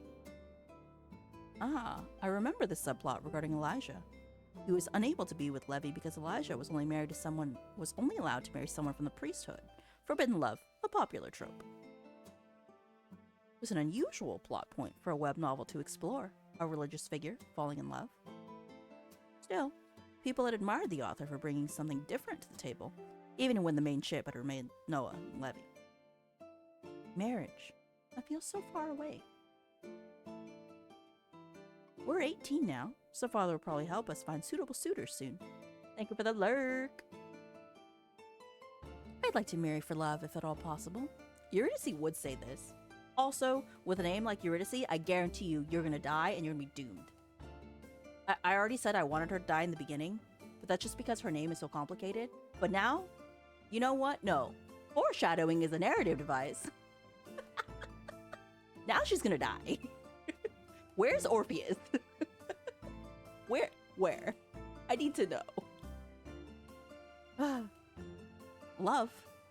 Love was one of the components needed to defeat the Demon Queen. Levi and Noah's love. Would I have to fall in love with someone now that I was a Saintess? Bro, Celine better not be Arrow Ace or we're gonna have issues. Or Arrow. You could be Ace, but not Arrow. If you were Arrow, we're gonna have problems. You're not gonna...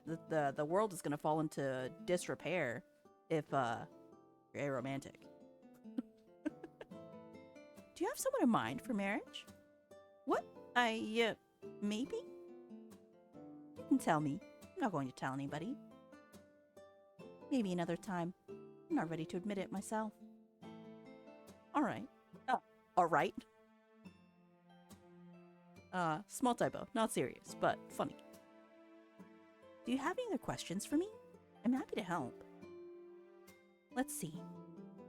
No, I'm not. You know what? I don't even care about this world enough to ask these questions.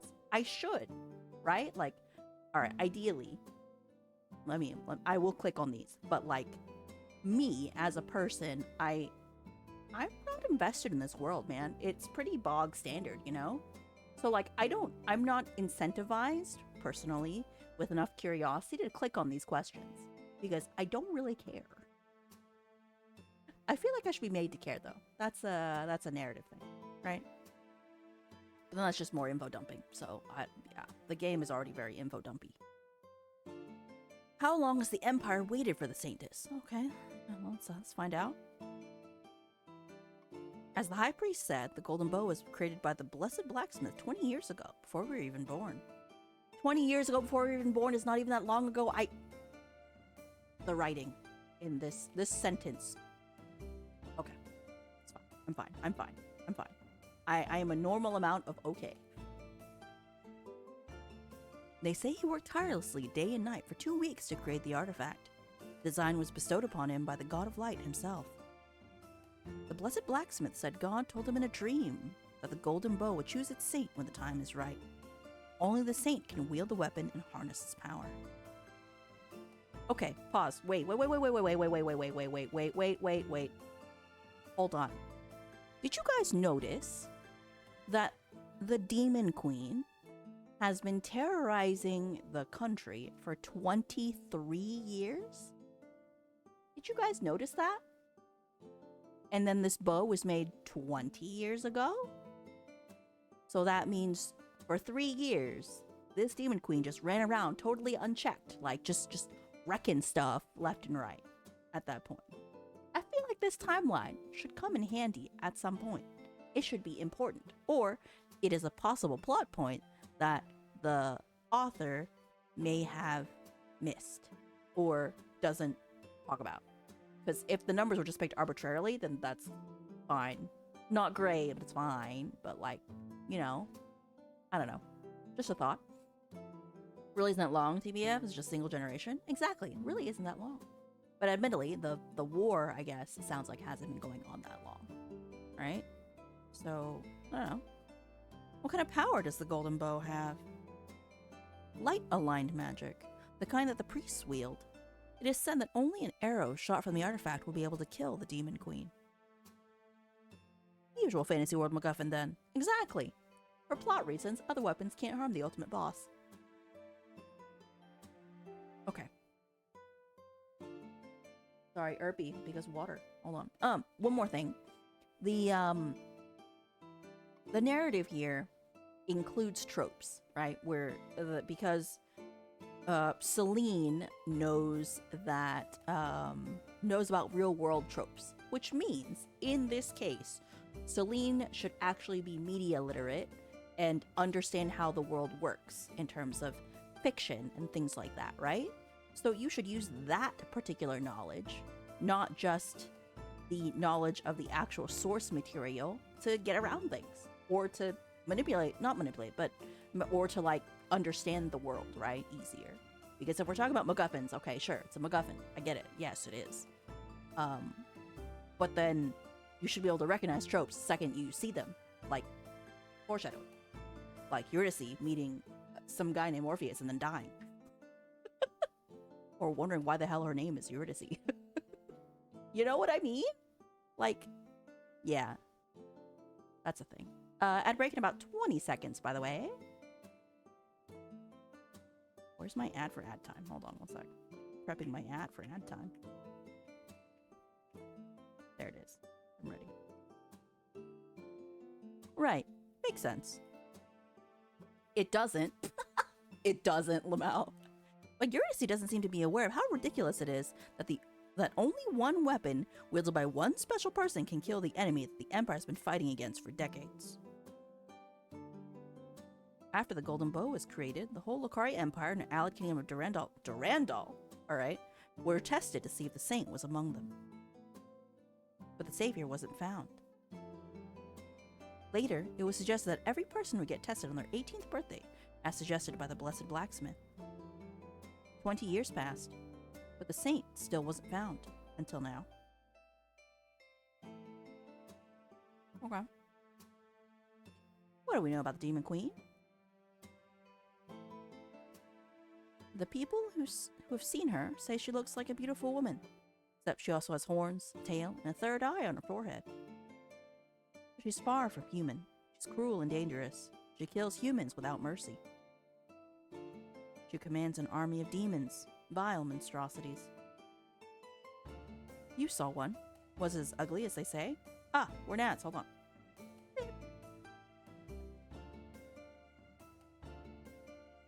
The imp wasn't pretty, that's for sure. The war has been going on for 23 years now.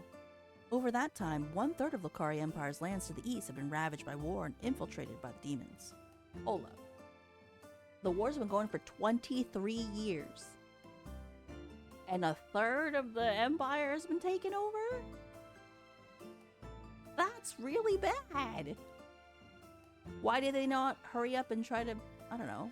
They should have tested people like at birth at that point to figure out who would be the saint or whatever to save them from the war, because they're, you know, they've been beaten back to a sliver of their lands. And like things have been destroyed and people and whatever. All right, I'm sorry. This is like finding issues with Cinderella. You know what I mean? Like, I'm mad. This is not a good method of finding out who the saint is. There has to be better ways. Whatever their idea was stupid. Takes too long. They leave only ruins behind when they take over a town. Their fire is said to be ever burning. You'll have to travel east to defeat the Demon Queen. She's taken up residence in the Cloudman Castle. Used to be the seat of Duke Cloudman and his family, but they had to abandon their homeland to the demons 10 years ago. That news doesn't make me want to go to the border at all. It'll be like walking straight into the maws of the enemy. Here you won't have a choice in the matter. The Empress decreed long ago that once a saint or saintess was found, they would immediately embark on the quest to defeat the Demon Queen with a party of the most capable fighters. I just hope you won't have to leave too soon. I think I'll need some time to learn to wield the Golden Bow, to accept the whole situation. I'm sure the Empress will understand. That's it. That's what I'm here for. One thing's certain, the people of the Lucaria Empire have been waiting for the Saintess for ages. A lot of faith will be put into your abilities. A lot will be expected from you. I don't envy you. If I could, I would share this burden with you. Thank you. I'm really moved by Eurydice's dedication to me. High Priest Elijah and Count Tikaris have arrived. They can enter. Elijah comes into the room, followed by Father. Levy closes the door behind him, remaining in the living room of our apartment to guard the entrance. When my gaze meets Father's glare, I don't know if I should laugh or cry at the fact that his disposition towards Celeste hasn't changed, even now that she's become the Saintess.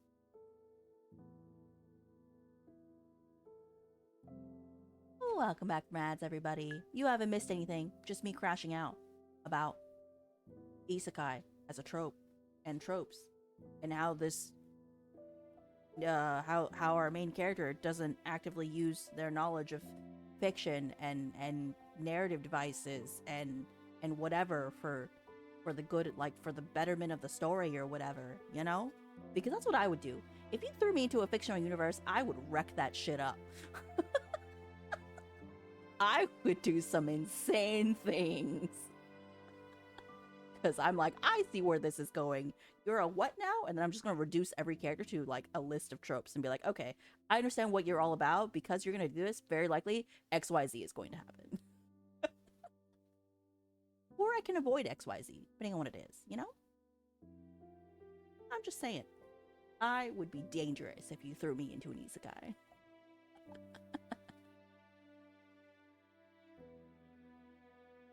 I decide not to say anything to Father while Elijah's around. I don't want him to witness a fight between us, and I doubt I can hold my tongue right now. May I sit beside you? Sure. Elijah approaches and sits beside me on the bed. I need to touch you to make sure you're healthy. Is that alright? Is that how light magic works? Someone who reincarnated here from Earth, I have little knowledge about magic. Why is it even necessary to say that second sentence? It's not necessary. We know this as readers. Makes no sense. There's no point in reminding me that. I don't remember a scene like this one with the high priest in the book. Come to think of it, Levy didn't faint after touching the golden bow. He must have a much stronger resistance to pain than I do. Celeste doesn't know much about magic either. She has no magical powers of her own, after all. Nobody in the Takaris family does. I look at Elijah. He stares back at me with a patient smile.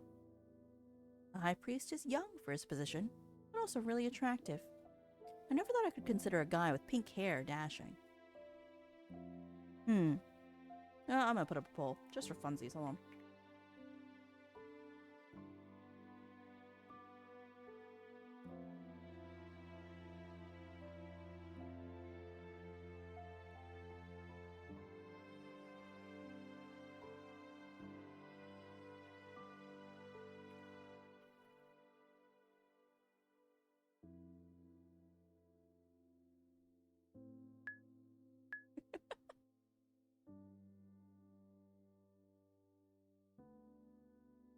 I clear my throat, though I can do nothing to stop my cheeks from burning. Alright, go ahead. Hold on, my poll widget's not up. My bad. There's the poll.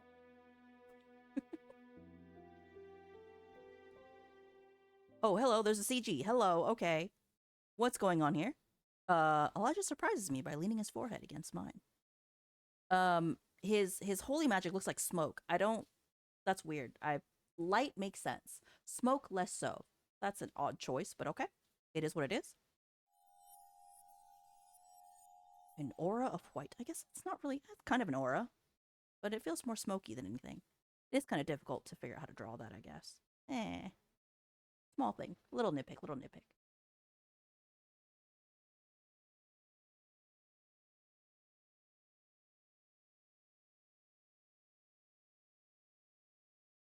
I close my eyes and focus on how his magic makes me feel.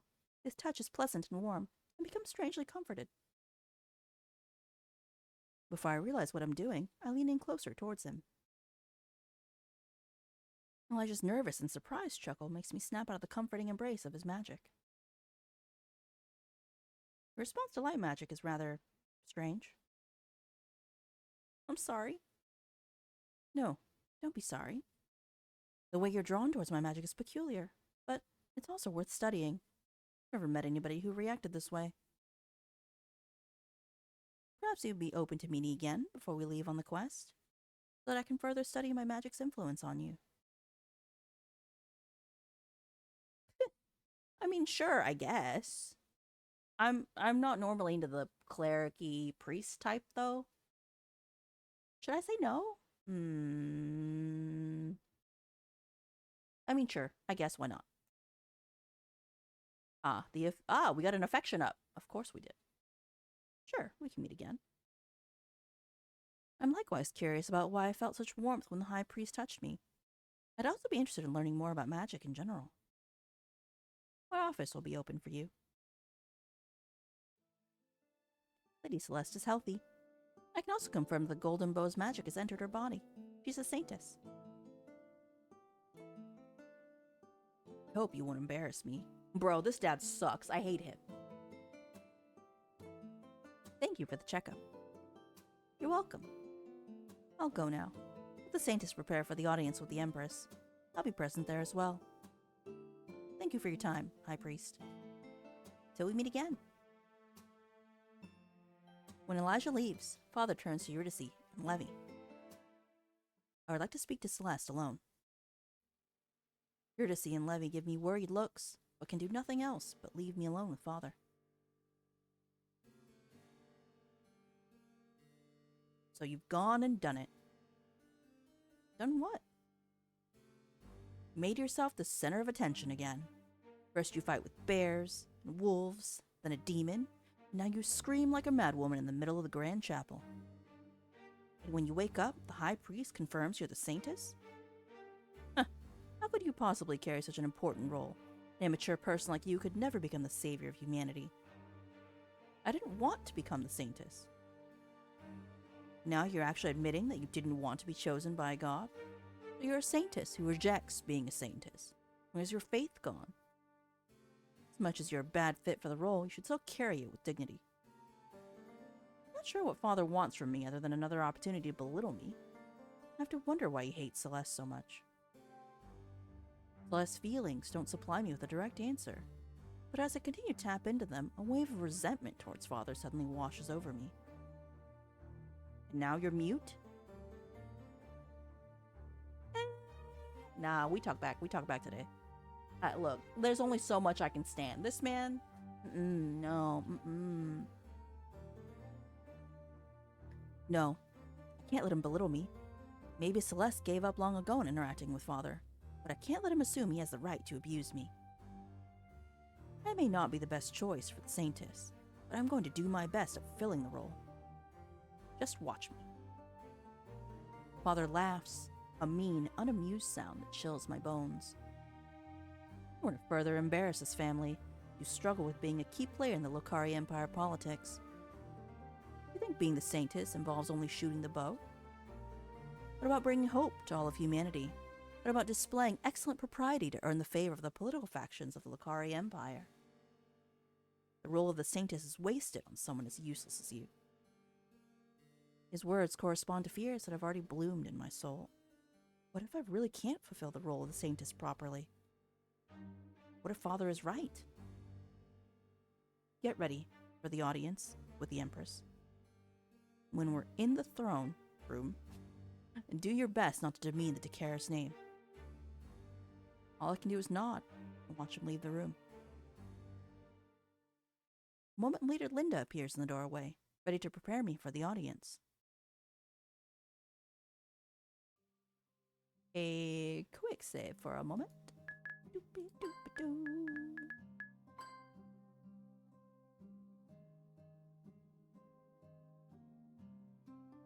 2 hours later, I follow a step behind Father. We walk through the corridors of the palace, to the throne room where the Empress and the Emperor Consort are waiting for us. We walk in silence, the mood sour thanks to my earlier conversation with Father. Maybe I should use this opportunity to ask Levy, or putting my pride aside, Father, more about the Empress. I don't remember her very well from the novel. You've read this book twice. Brr. I know she's the mother of Noah, the main love interest, and that they have a strained relationship, but no matter how hard I try, I can't remember why.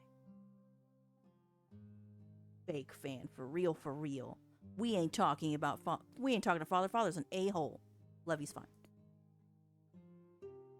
Jeez. I gesture to Levy to even his pace with mine. When he does, I speak in a hushed tone. I don't want Father to notice us and join the conversation. What kind of monarch is Empress Morel?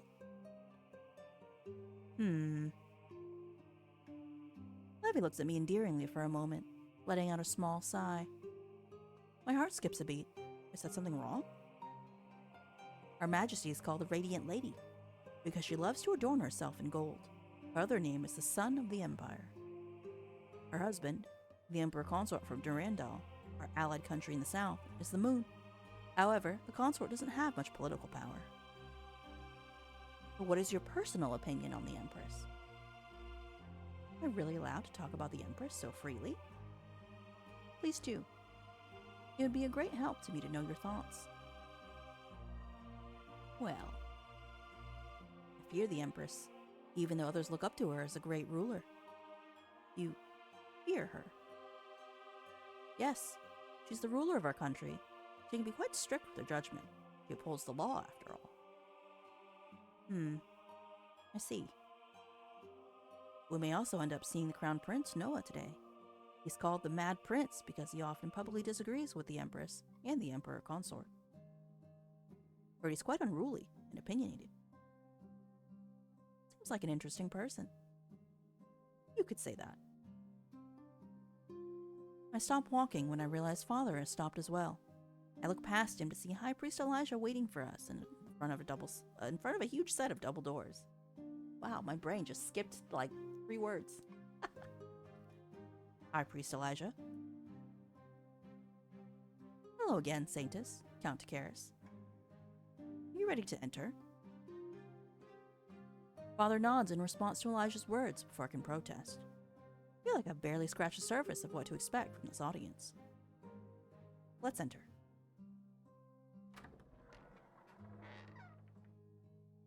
The guards in front of the throne room entrance open the door. Father and Elijah enter the hall. I turn to Levy. As a commoner, he won't be allowed to say anything during the audience, but I still want him present at my side. Come in with me. You'll only be able to stay by the door, but I want you to be there for this conversation. All right. I enter the throne room as well now, Levy following behind me. Do this look like a good throne room? Hold on, let's take a look. Hold on, one sec. Beep.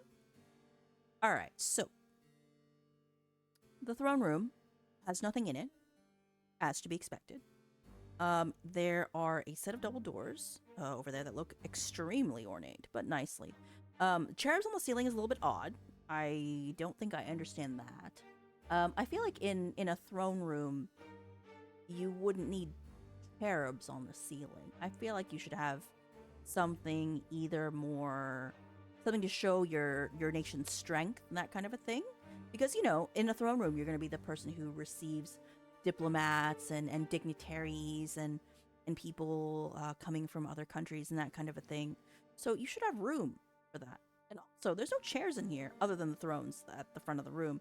There's no place for your visiting people to come, like, sit and, like, talk to you. They have to stand there. Or kneel there, depending on what kind of person you are, or ruler, you know. But, like, I don't know. This room be lacking, man. I gotta say, I'm not loving it. TBH. You know? I don't know. What do you guys think about the ceiling? Is it just me? What would you think? Do you think the cherubs are cute? Or do you think it should be something else? You tell me. The Empress is sitting on her throne, and the Emperor Consort is lounging in the smaller chair next to her. A man stands in front of the pair. His clothes are no less colorful than mine, but I feel like his outfit is of a simpler design than those of the men I've seen in this world so far. The embroidery on his vest is beautiful, though. A tangle of vines and flowers. It's how commoners of this world dress. When our group moves in closer, I notice tremors have overtaken his body. He clenches his hands at his sides. Your Majesty, I beg of you, please help me. The Empress's smile freezes the blood in my veins. She stares at the man with such contempt, and I quickly realize what kind of ruler I'm really up against. My son, he's sick, but I have no money for medicine. Please let me use the magic of the priest free of charge. Elijah's mouth falls open. He takes a step towards the man. The father grips his shoulder. He shakes his head and says in a low voice, You don't want to antagonize the Empress. Elijah nods and mouths back. I will seek out the man later. Why would I grant you preferential treatment? Begone. I have more important matters to address. The Empress's gaze lands on us, and she beckons with her finger for us to approach. Ignoring the man's protests, 2 guards drag him out of the room. Dragged away like he was a bad thing. He was just a petitioner. That's so freaking rude. What the hell? I don't like this lady. She's rude. You guys can't see the consort real quick. I'll show you real quick. Hold on, one sec. I have to hide chat for a second to show you, so you can see. One second. It looks pretty good, actually. I like their like contrast visually, even though I currently don't super like them yet. See, it looks pretty good, kind of Silver Fox-esque. But he looks, I feel like he looks younger than her a little bit. But I like his outfit. Her, not so much. Her outfit is, I don't know. I don't know how to explain it. It doesn't feel, I don't know, empressy enough, I guess. Maybe that's what it is. Okay. When we come closer to the monarch, I can clearly see why the empress would be called the sun of the empire. Also, I just realized I think her head is slightly, like, off proportion. Just a little bit. It's like a little bit too big. Like my head. Just a little bit too big. A little teeny weeny bit. Or is that just me? I don't know. I feel like her head's too big. Her golden dress and clown glister. Glister? Bruh, wait. Is glister a word? Pause. Hold on. I need to... No, that can't be right. Glister?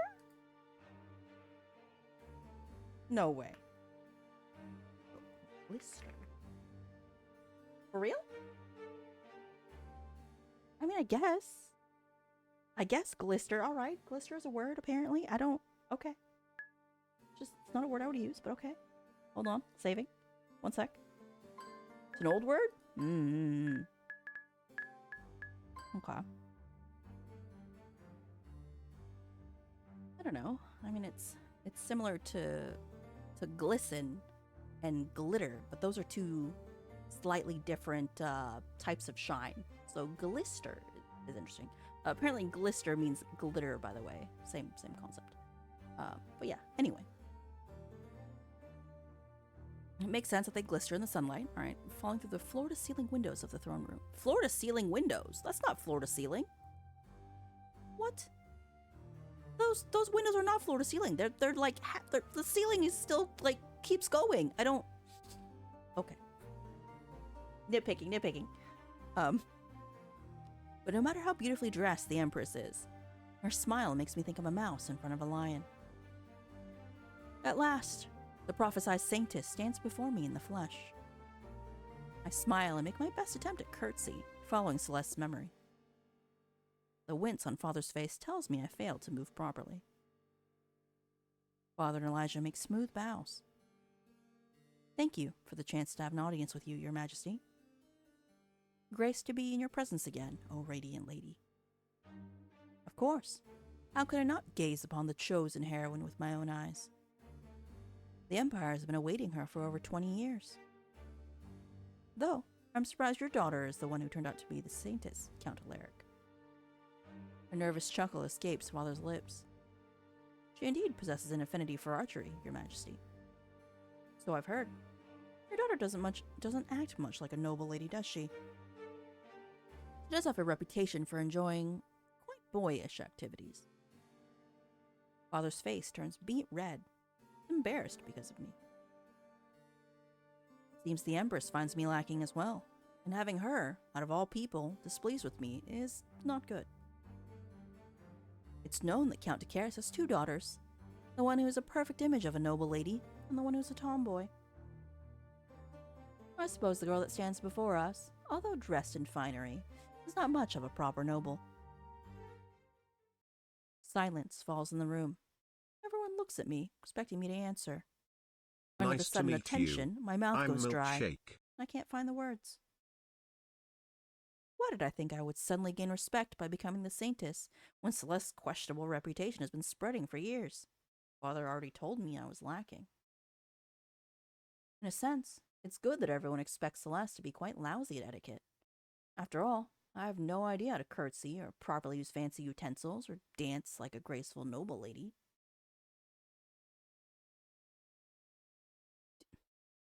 I'll do my best. I don't want to fail the Empire, be it at archery or proper behavior.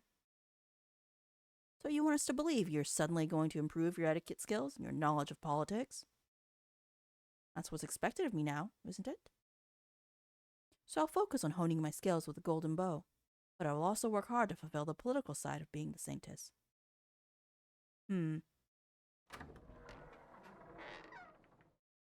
Our conversation is interrupted when the door to the throne room bursts open.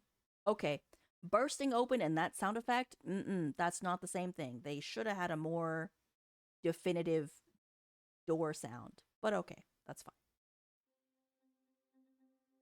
A well-posed?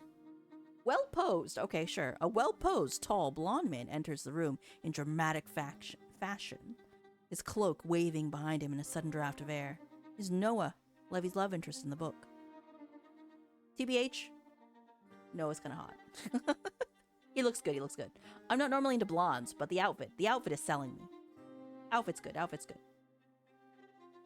A handsome guy, Noah's skin is darker than most Lucari Empire nobles, but only slightly. He has inherited most of his features from the Empress.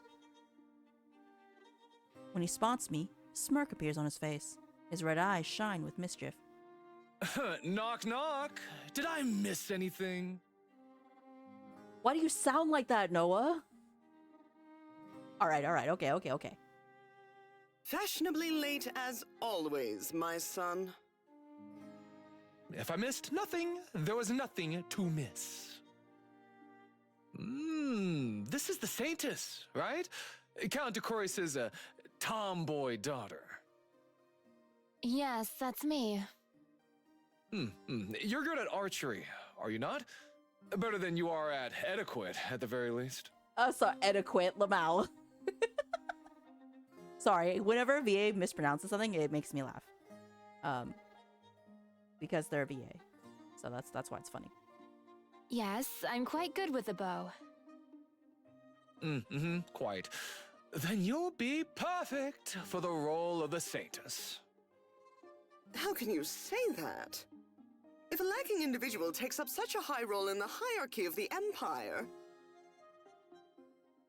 All the Saintess needs to do is shoot the golden bow and hit the Demon Queen straight in the heart. Then the war will finally be over. Is that not what you want, Mother? Yep. I'm gonna pick Noah. Noah's the route I'm going for now. That's what I've decided. I want peace more than anything else. I feel like there's more to this statement than I can decipher with my incomplete knowledge about Lucari Empire politics. I never paid much attention to that aspect of the book when I was reading. Too excited about the romance and adventure parts. She is so fake fan. She only focused on the part that she liked. Loser. Celine. No. And yet you read the book twice. Angry. And Celeste didn't really pay attention during her lessons either. Together, we know next to nothing about the Lucari Empire's political situation.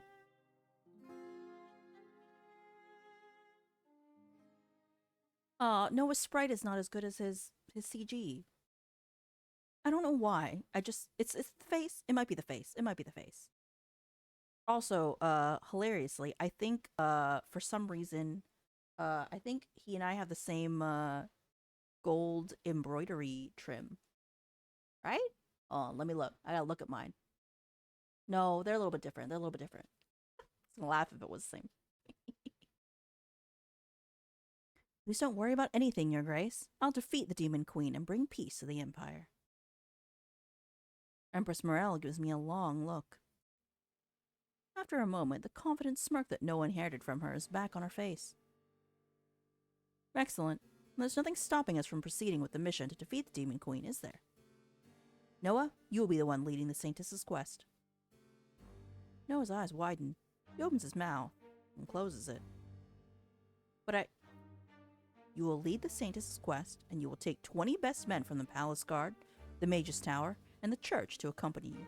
Wait, 20 from each? Are we taking a small army? Or like 60? Imagine taking 60 people on a quest. You know how many mouths that is to feed? Oh my god. It'd be a nightmare. 20 is already a nightmare, let's be real. Dude, ridiculous. Anyway. And you will leave in a month. And you'll leave in a month? Yeah, same, Noah, same. What the hell? So soon? Shock makes my heart beat erratic. With my current archery skills, I'm nowhere near ready to defeat a powerful enemy so soon. Is there a problem? You said you're great at using the bow. That's all you need to be a successful Saintess, right? Can't deny her words. Neither can Noah. After all, we're the ones who just made those claims to her. Stumpy thought we'd have more time to prepare. There is no more time. Not with the Demon Queen's army closing in more and more on the capital in recent years. I think you and the Saintess are ready enough. But you question the Empress's judgment. The Emperor and Noah glare at each other. Noah doesn't respond. Just turns around and walks toward the door. Noah, you will prepare for the quest and depart in a month. As you wish, Your Majesty. You will accompany the Saintess and my son on their quest as well, High Priest Elijah. The Saintess's quest will be an important moment in the history of the Lokari Empire. I wouldn't want to miss witnessing the Saintess defeat the Demon Queen. I'll organize a ball to celebrate the finding of the Saintess tomorrow. Oh, evening. Be sure to attend, all of you. We all reply we'll be there. After some final departing words, we're dismissed. After the audience, I ask everyone to give me some time alone. Too overwhelmed by the recent events. Need some time to think. Take a sheet of paper and a quill and begin to scribble down my thoughts. Survived my death event, the demon attack in the woods near the Takeris mansion. So Levy is likely to continue to love Celeste and not become interested in anybody else. Not really the Celeste Levy loves, though. I have her memories and a portion of her skills, but I'm basically Celine in Celeste's body. Why are we rehashing this? Celine, what is happening? I know this. It hasn't been that long since you nearly died. I'm angry. Hold on, let me save. Why are we rehashing this? So, why? I don't skip. Hold on, I'm just gonna skip past this because it's not important, okay? Hold on.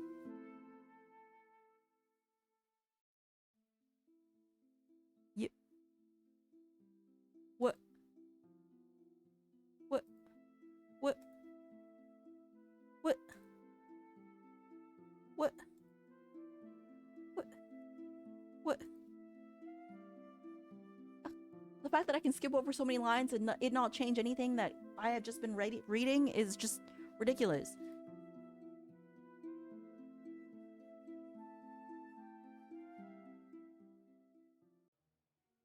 Okay.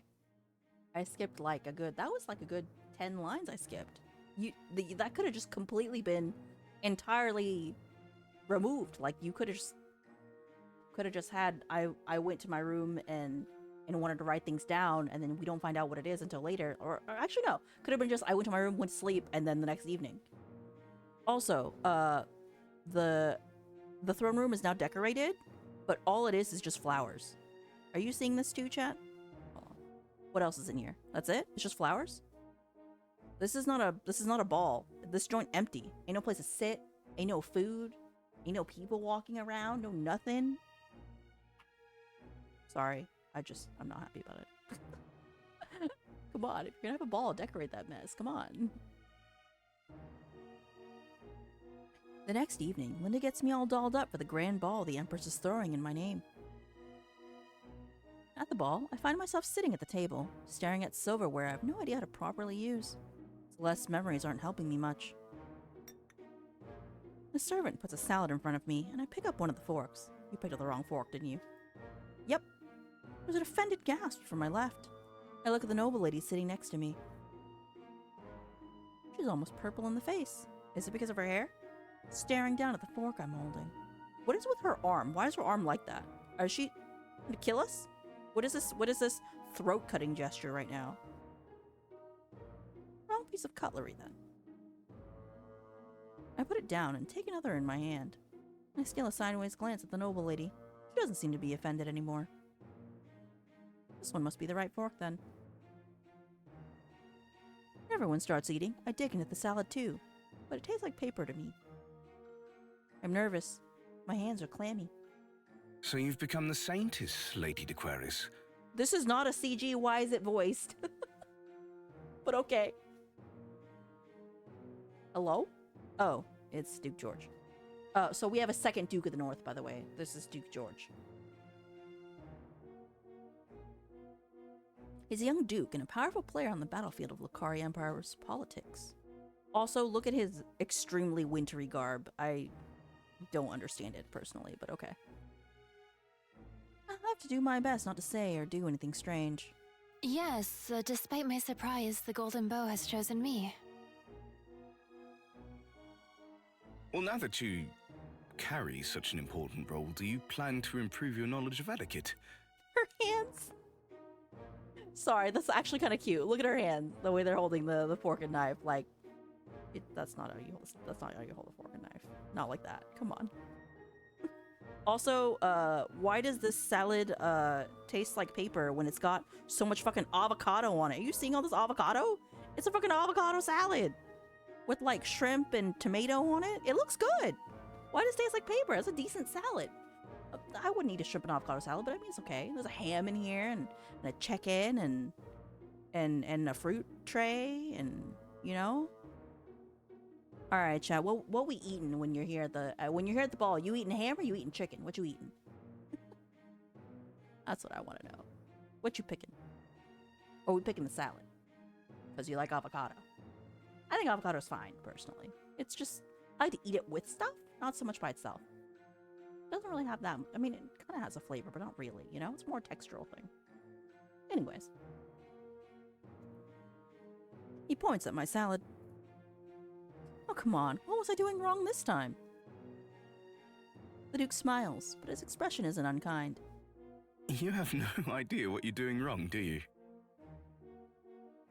I don't. Also, if we look at the table here, hold on one more second. I can't. Okay, the table has 2 forks and a knife. 2 forks is not that complicated. Oh wait, are we gonna have it? Hold on, I gotta do this. I'm sorry, chat. I can't help you. I'm sorry. Hold on.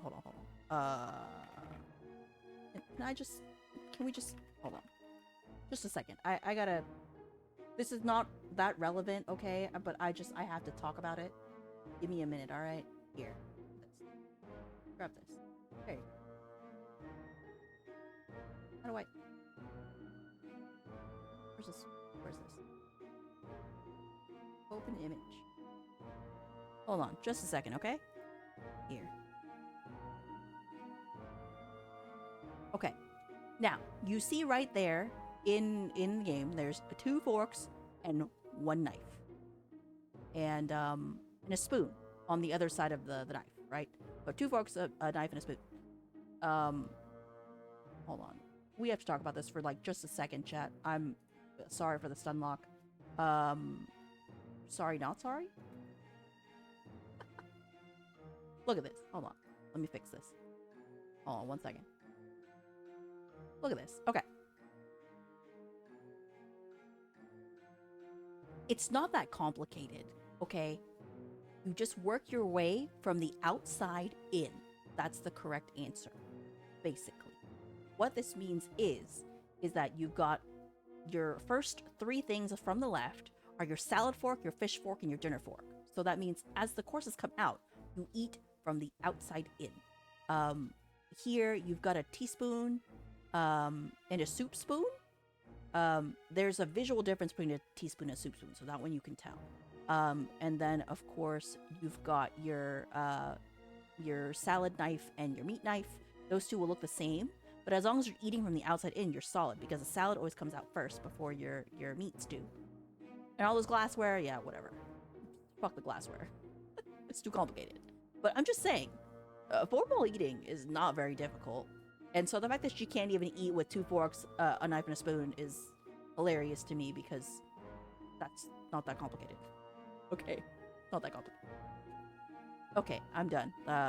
Thank you for coming to my TED Talk. May I? Yeah, flip your fork, lady.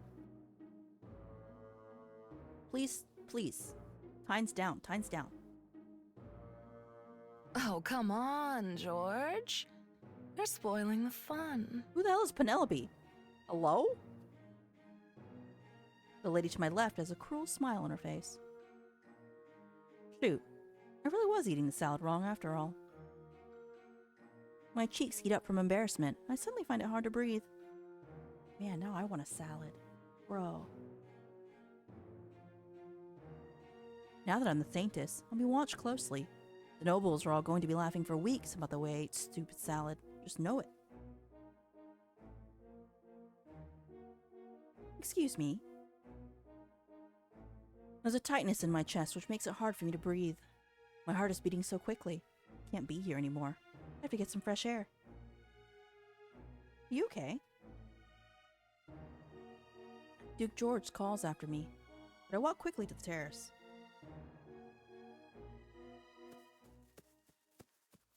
Once I'm away from the throne room, I run into the gardens. I stop only when I reach a small pond. Here I put my arms around my frame, trying to control my breathing.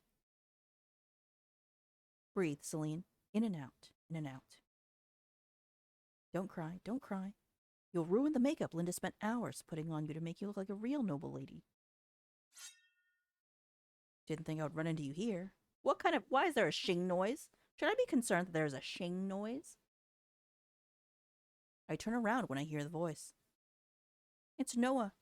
He's drawn a sword. His usual mocking demeanor is not present. He's completely serious when... What the frick is this? He suddenly puts his sword against my throat. Enemies to lovers? Is that what we're doing right now? Also, Celeste's face here. I'm not digging it. Noah looks fine, but Celeste's face. Something is off about it. But I don't know what it is. But it feels off. Just a little bit.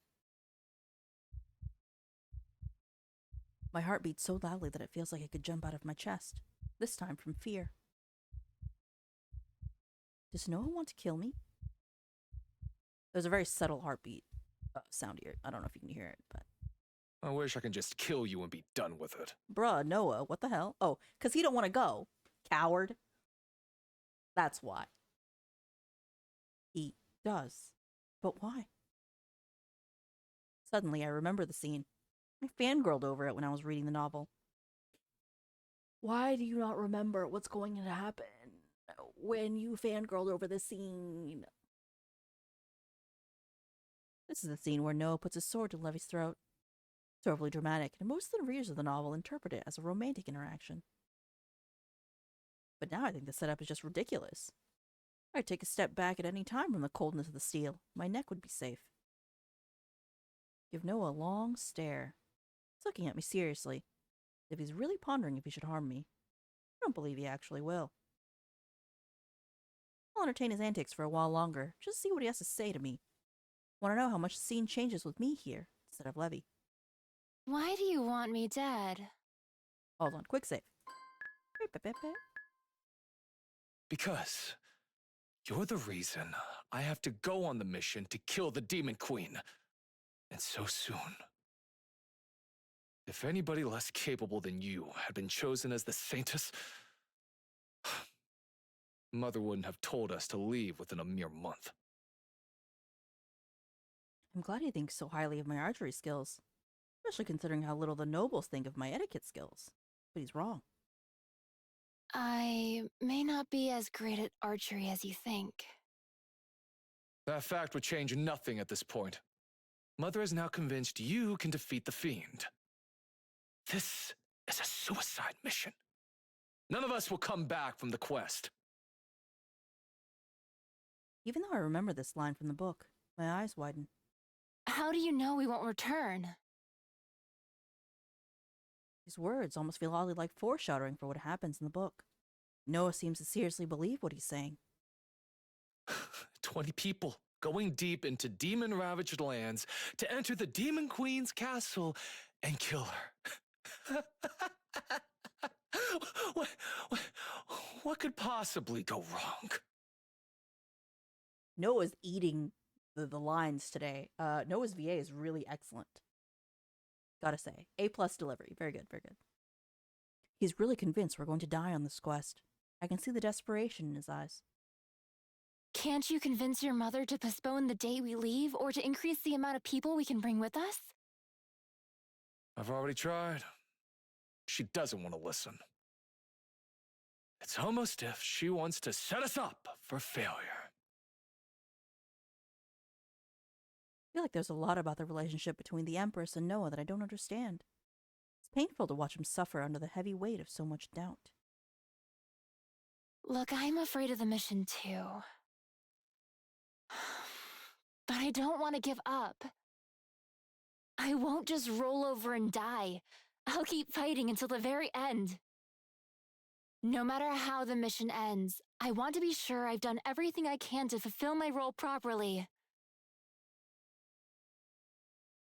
What? Okay, so this part's not voiced? Okay. Huh. You think giving your best is is going to be enough to defeat the Demon Queen? You're not afraid of death? I am. Very afraid. But what else am I supposed to do? What would people think if I just hid in the countryside of my father's mansion? The citizens of the Lucari Empire have waited 2 decades for the Saintess. The Saintess. I may not fully believe in myself, but I can't simply give up. We have a month until we leave. I'll spend that time improving myself. You're the Crown Prince. You should lead by example as well. You're Now right. his voice. Mm-hmm. I can't just give up.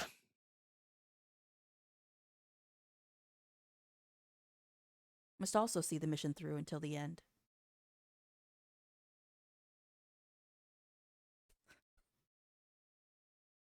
Are you feeling better now? Ah, my affection up. Let's go. You're not considering killing me anymore? You gave me quite the speech. I wasn't really serious about killing you in the first place. You sure? Why did you have to be so dramatic about the situation? She says as her sprite is smiling very happily. Dramatic is practically my middle name. They call me the Mad Prince, remember? But to answer your question, I don't want you to die, and I myself want to live too. I'm glad. Don't die, Your Highness. Just Noah is fine. We're teammates now, I suppose. I like the sound of that. I'll continue trying to get Mother to delay the deadline for us to leave. I'd appreciate more time to train. Right. Time to go back to the ball, then. Without sparing me another glance, Noah walks past me towards the terrace. I look out at the water of the lake and take a few deep breaths. I really hadn't expected Levy's scene with Noah to also play out for me. I also didn't end up responding the way Levy would have done. Our encounter didn't turn romantic at all. Yet, my heart is beating quickly regardless, because I'm still scared about so many things. Stress is catching up to me. I fall to my knees on the soft grass. Can't hold back my tears any longer. I'm tired. I'm terrified. I want it all to stop. Tears overflow. Looking into the lake, I allow myself a moment of weakness. Why is this happening to me? I don't want to be Celeste. Never wished to be the Saintess. After a while, I realize, no matter how much I cry, this new reality won't magically change for me. The sooner I accept my fate and put my energy into the few things I can still influence, the better. Duh, Celine. Come on. She's killing me. Celine is killing me. Come on. If you're thrown in to a new world, obviously you should just adapt. That's pretty common sense. Come on. I mean, or you could try to figure out a way to get back to your homeland, but like, if you're not smart enough to do that, then you just gotta, that's kind of a lost cause that you have to put aside for some other time, you know? Come on. Freaking Celine. Stop. With renewed purpose, I get up and walk back towards my room. Screw the ball. I'm not going back there, only to be ridiculed further. But what about the ham? I don't want the whole Imperial Court to continue watching how terrible I am at being a noble lady. I'm walking down the corridor towards the apartment when I hear someone running behind me. Hello, Levy. Levy calls me by my first name, and like he always does when it's just him and Celeste. It's something the two of them agreed to do when they were younger, before Celeste grew to avoid him. Levy stops before me and looks me up and down, checking for injury. Where have you been? I didn't notice when you left the throne room. You're not supposed to go anywhere without me. Father's orders, I know. I just forgot. I realize I haven't been thinking about how Levy would feel if I suddenly disappeared. Yet again. Not concerned about failing to follow his orders. I'm genuinely worried about you. He blushes and looks away. After a moment, he looks back at me with a worried expression and looks me up and down again. You are right, are you not? He focuses on my face and frowns. You've been crying? You must notice my smudged makeup. I was, but I feel better now. What made you cry? When I see the sincere worry on Levy's face, I want to tell him the truth. I'm just overwhelmed by suddenly becoming the Saintess, by having to carry the burden of saving the whole empire. I look down, tears welling up in my eyes again. Celeste. I look back up to see Levy staring at me with love and adoration. It hurts on being the receiving end of such feelings, knowing that they aren't really for me. No matter what happens, know that I'll always stay by your side.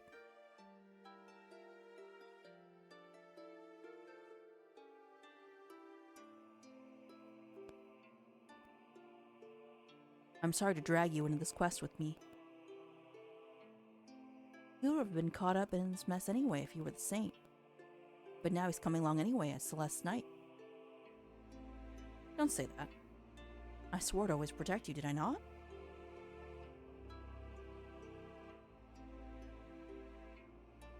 Back when I became your knight, remember? I recall Celeste's memory of that time. They were both 14 back then, and Levy took a knee in front of her and swore he would protect her until death did them part. Yet, I'm not the one whom he swore to always stay beside. That person was Celeste, so he should be free of the oath since Celeste is kind of dead. I can't tell him the truth, though. On the spur of a moment, I gesture towards Levy. Lean down, please. You're tall. You're tall for what? Levy gives me a puzzled look, but complies with my request. I press up on my toes and kiss him on the cheek. Not of Celeste, but of Celine. Because I genuinely feel grateful to him, and don't know how else to express myself right now. Celeste? Levy blushes a deep red and gets flustered. Only when I lean back and smile at him do I realize I shouldn't be doing something so intimate to a man who loves the woman who once inhabited this body. Might be sending him the wrong message, especially after our earlier conversation. She didn't think about this, did she? Not Celeste. Celine! Celine, no! What are you doing? I hate mixed messages, TBH. And she did not think this through. I'm sorry. Yeah, you better apologize. What the hell? Don't be sorry. I just wanted to express my gratitude.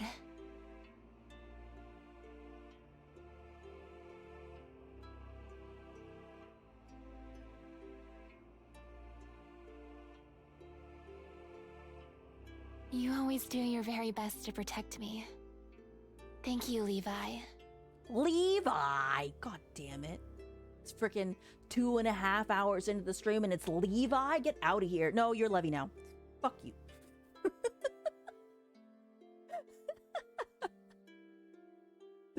Yeah, like, look, come on. I can't with this. Get out of here. Come on.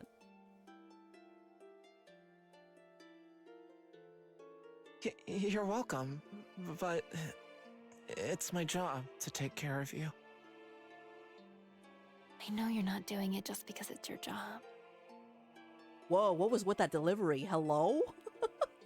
What? I turn around and start walking towards my room before Levy can reply. Let's go. We need to rest. Training starts tomorrow. The next day, I began training with the golden bow on the palace training grounds. Much as I expected due to its elaborate design, the bow proves difficult to use. Send arrow after arrow flying at targets, but only hit once out of every 10 times. Not only are my bow skills rusty, but the weapon isn't cooperating either.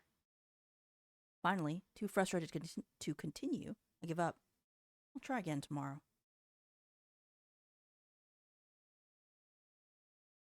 Make my way to the room with Levy following behind me. Eh? Is that a voice? Okay. This is a suicide mission. We're not going to come back to Solace alive. Please, Noah, don't say such things in public. What if someone hears you? We already heard him. Whatever. This is stupid. Why is he just repeating this again? We already know his position. At the end of the corridor, 2 people stand at the side talking. The one who said something about a suicide mission is Noah. After a conversation in the garden the other day, his words don't shock me. What does surprise me, though, is that he's openly talking about his feelings with someone else. I hide behind a pillar and take a peek at the other person. Dark-skinned knight with her hair in buns must be Tariq. Tariq? Tariq? Noah's right hand and the leader of the palace guards. Oh, I like her armor, though. It looks good. And the sun motif is cool. It's like a sun-moon motif. It's nice. I like that. She's wearing armor with the Lokari Empire royal insignia on her chest, characteristic of the guards. The leader of the mission should believe in the quest's success. She's right.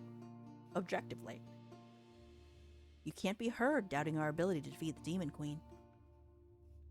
It's just, I have a really bad feeling about Mother's request, Tariq. Why is she pushing us to go on the Demon Quest, the Queen's castle, so soon? Why can't we wait a few months until everyone feels ready and has practiced fighting as a team?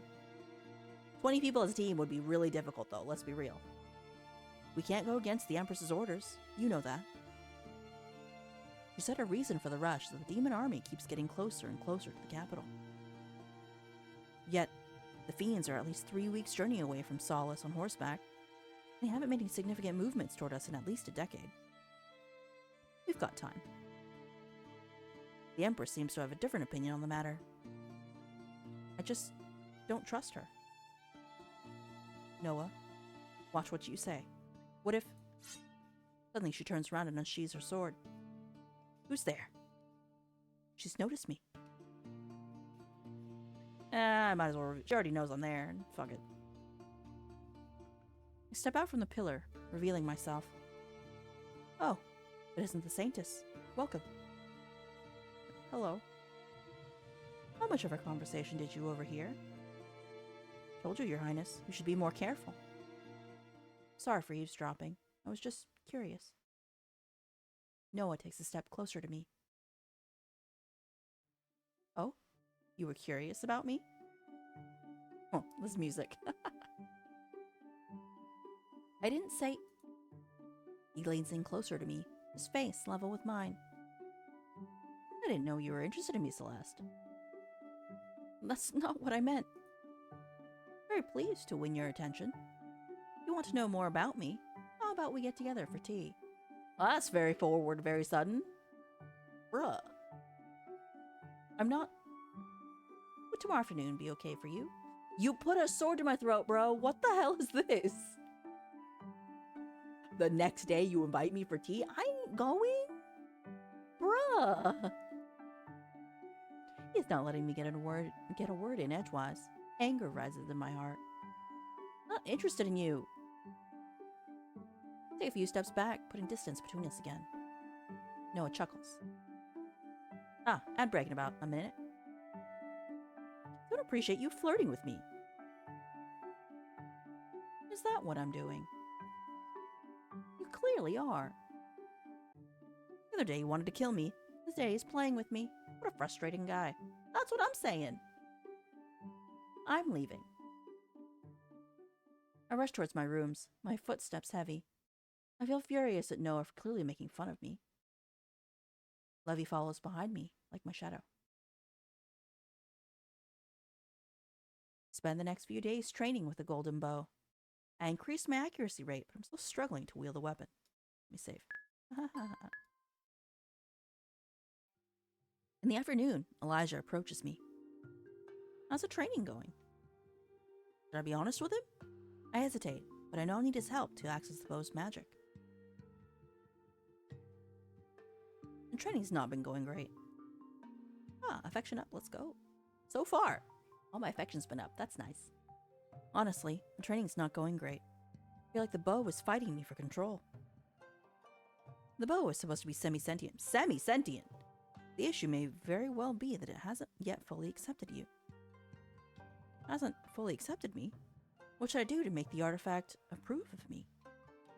Unfortunately, I don't know. I wanted to ask you something ever since I was chosen as a Saintess. You're the High Priest, so you know a lot about holy magic, is that right?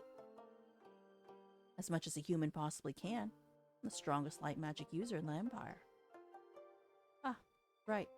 I remember that part from the book. Everyone thought Elijah would become the saint, but on his 18th birthday he didn't get chosen. The previous High Priest abdicated at that time and passed on the role to Elijah. That's how Elijah came to have such a high position at such a young age. We're in ads. Ad break, ad break. No, my ad message is gone. No. Sad. Okay, hold on, scroll back. Oh, scroll up, scroll up, scroll up. Where's my ad time message? I had to copy it so I can paste it because it's ad time. Hold on, just a second.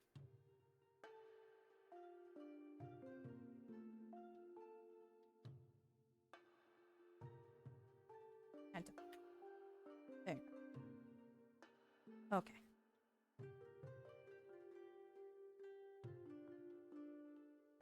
The novel also said Elijah's magic is abnormally strong. Could you teach me about light magic? Sure. You have no magic of your own. You know that, right? Yes. But I have to defeat the Demon Queen with the Golden Bow's magic, right? So is there a way for me to access it? Ah, yes. Artifacts like the Golden Bow do carry their own magic. You don't have to have a magical affinity of your own to use their power. Although already being trained in wielding magic would help you understand more easily how the bow's magic is used. I can always explain the basics to you, and with practice I'm sure you'll catch on. Please teach me what you know about using an artifact's holy magic. Sure. Elijah moves behind me, touching the hand I'm using to aim the golden bow. Close your eyes. I'll pour some of my light magic into you so that you can understand how magic flows through the human body. To access the golden bow's magic, you have to pull some of that magic towards you, let it enter your body. Be open to it. Don't struggle against the power. I close my eyes like Elijah commands. Feel his grip on my hand growing firmer. He's standing behind me, his chest pressed against my back so I can feel the heat of his body touching mine. The contact is quite intimate and makes my cheeks flush with embarrassment. Ah! The flashbang! Then I feel Elijah's magic enter my body. A gentle stream, not as strong as when he examined me for injuries a few days ago. Still, I can feel the magic coursing through my veins. Oh, focus, focus! Elijah told me to focus on the flow of magic, so I don't let myself succumb to the pleasant feeling of closeness. I focus on the power coursing through my veins instead. Do you feel how the magic is moving through you? Yes, I do. Elijah lets go of me and steps away, taking the comforting presence of his magic with him. I'm almost saddened, suddenly feeling as if I've lost something important. Shake off the strange emotion. Welcome back from ads, everybody. You must convince the golden bow to let you access its magic.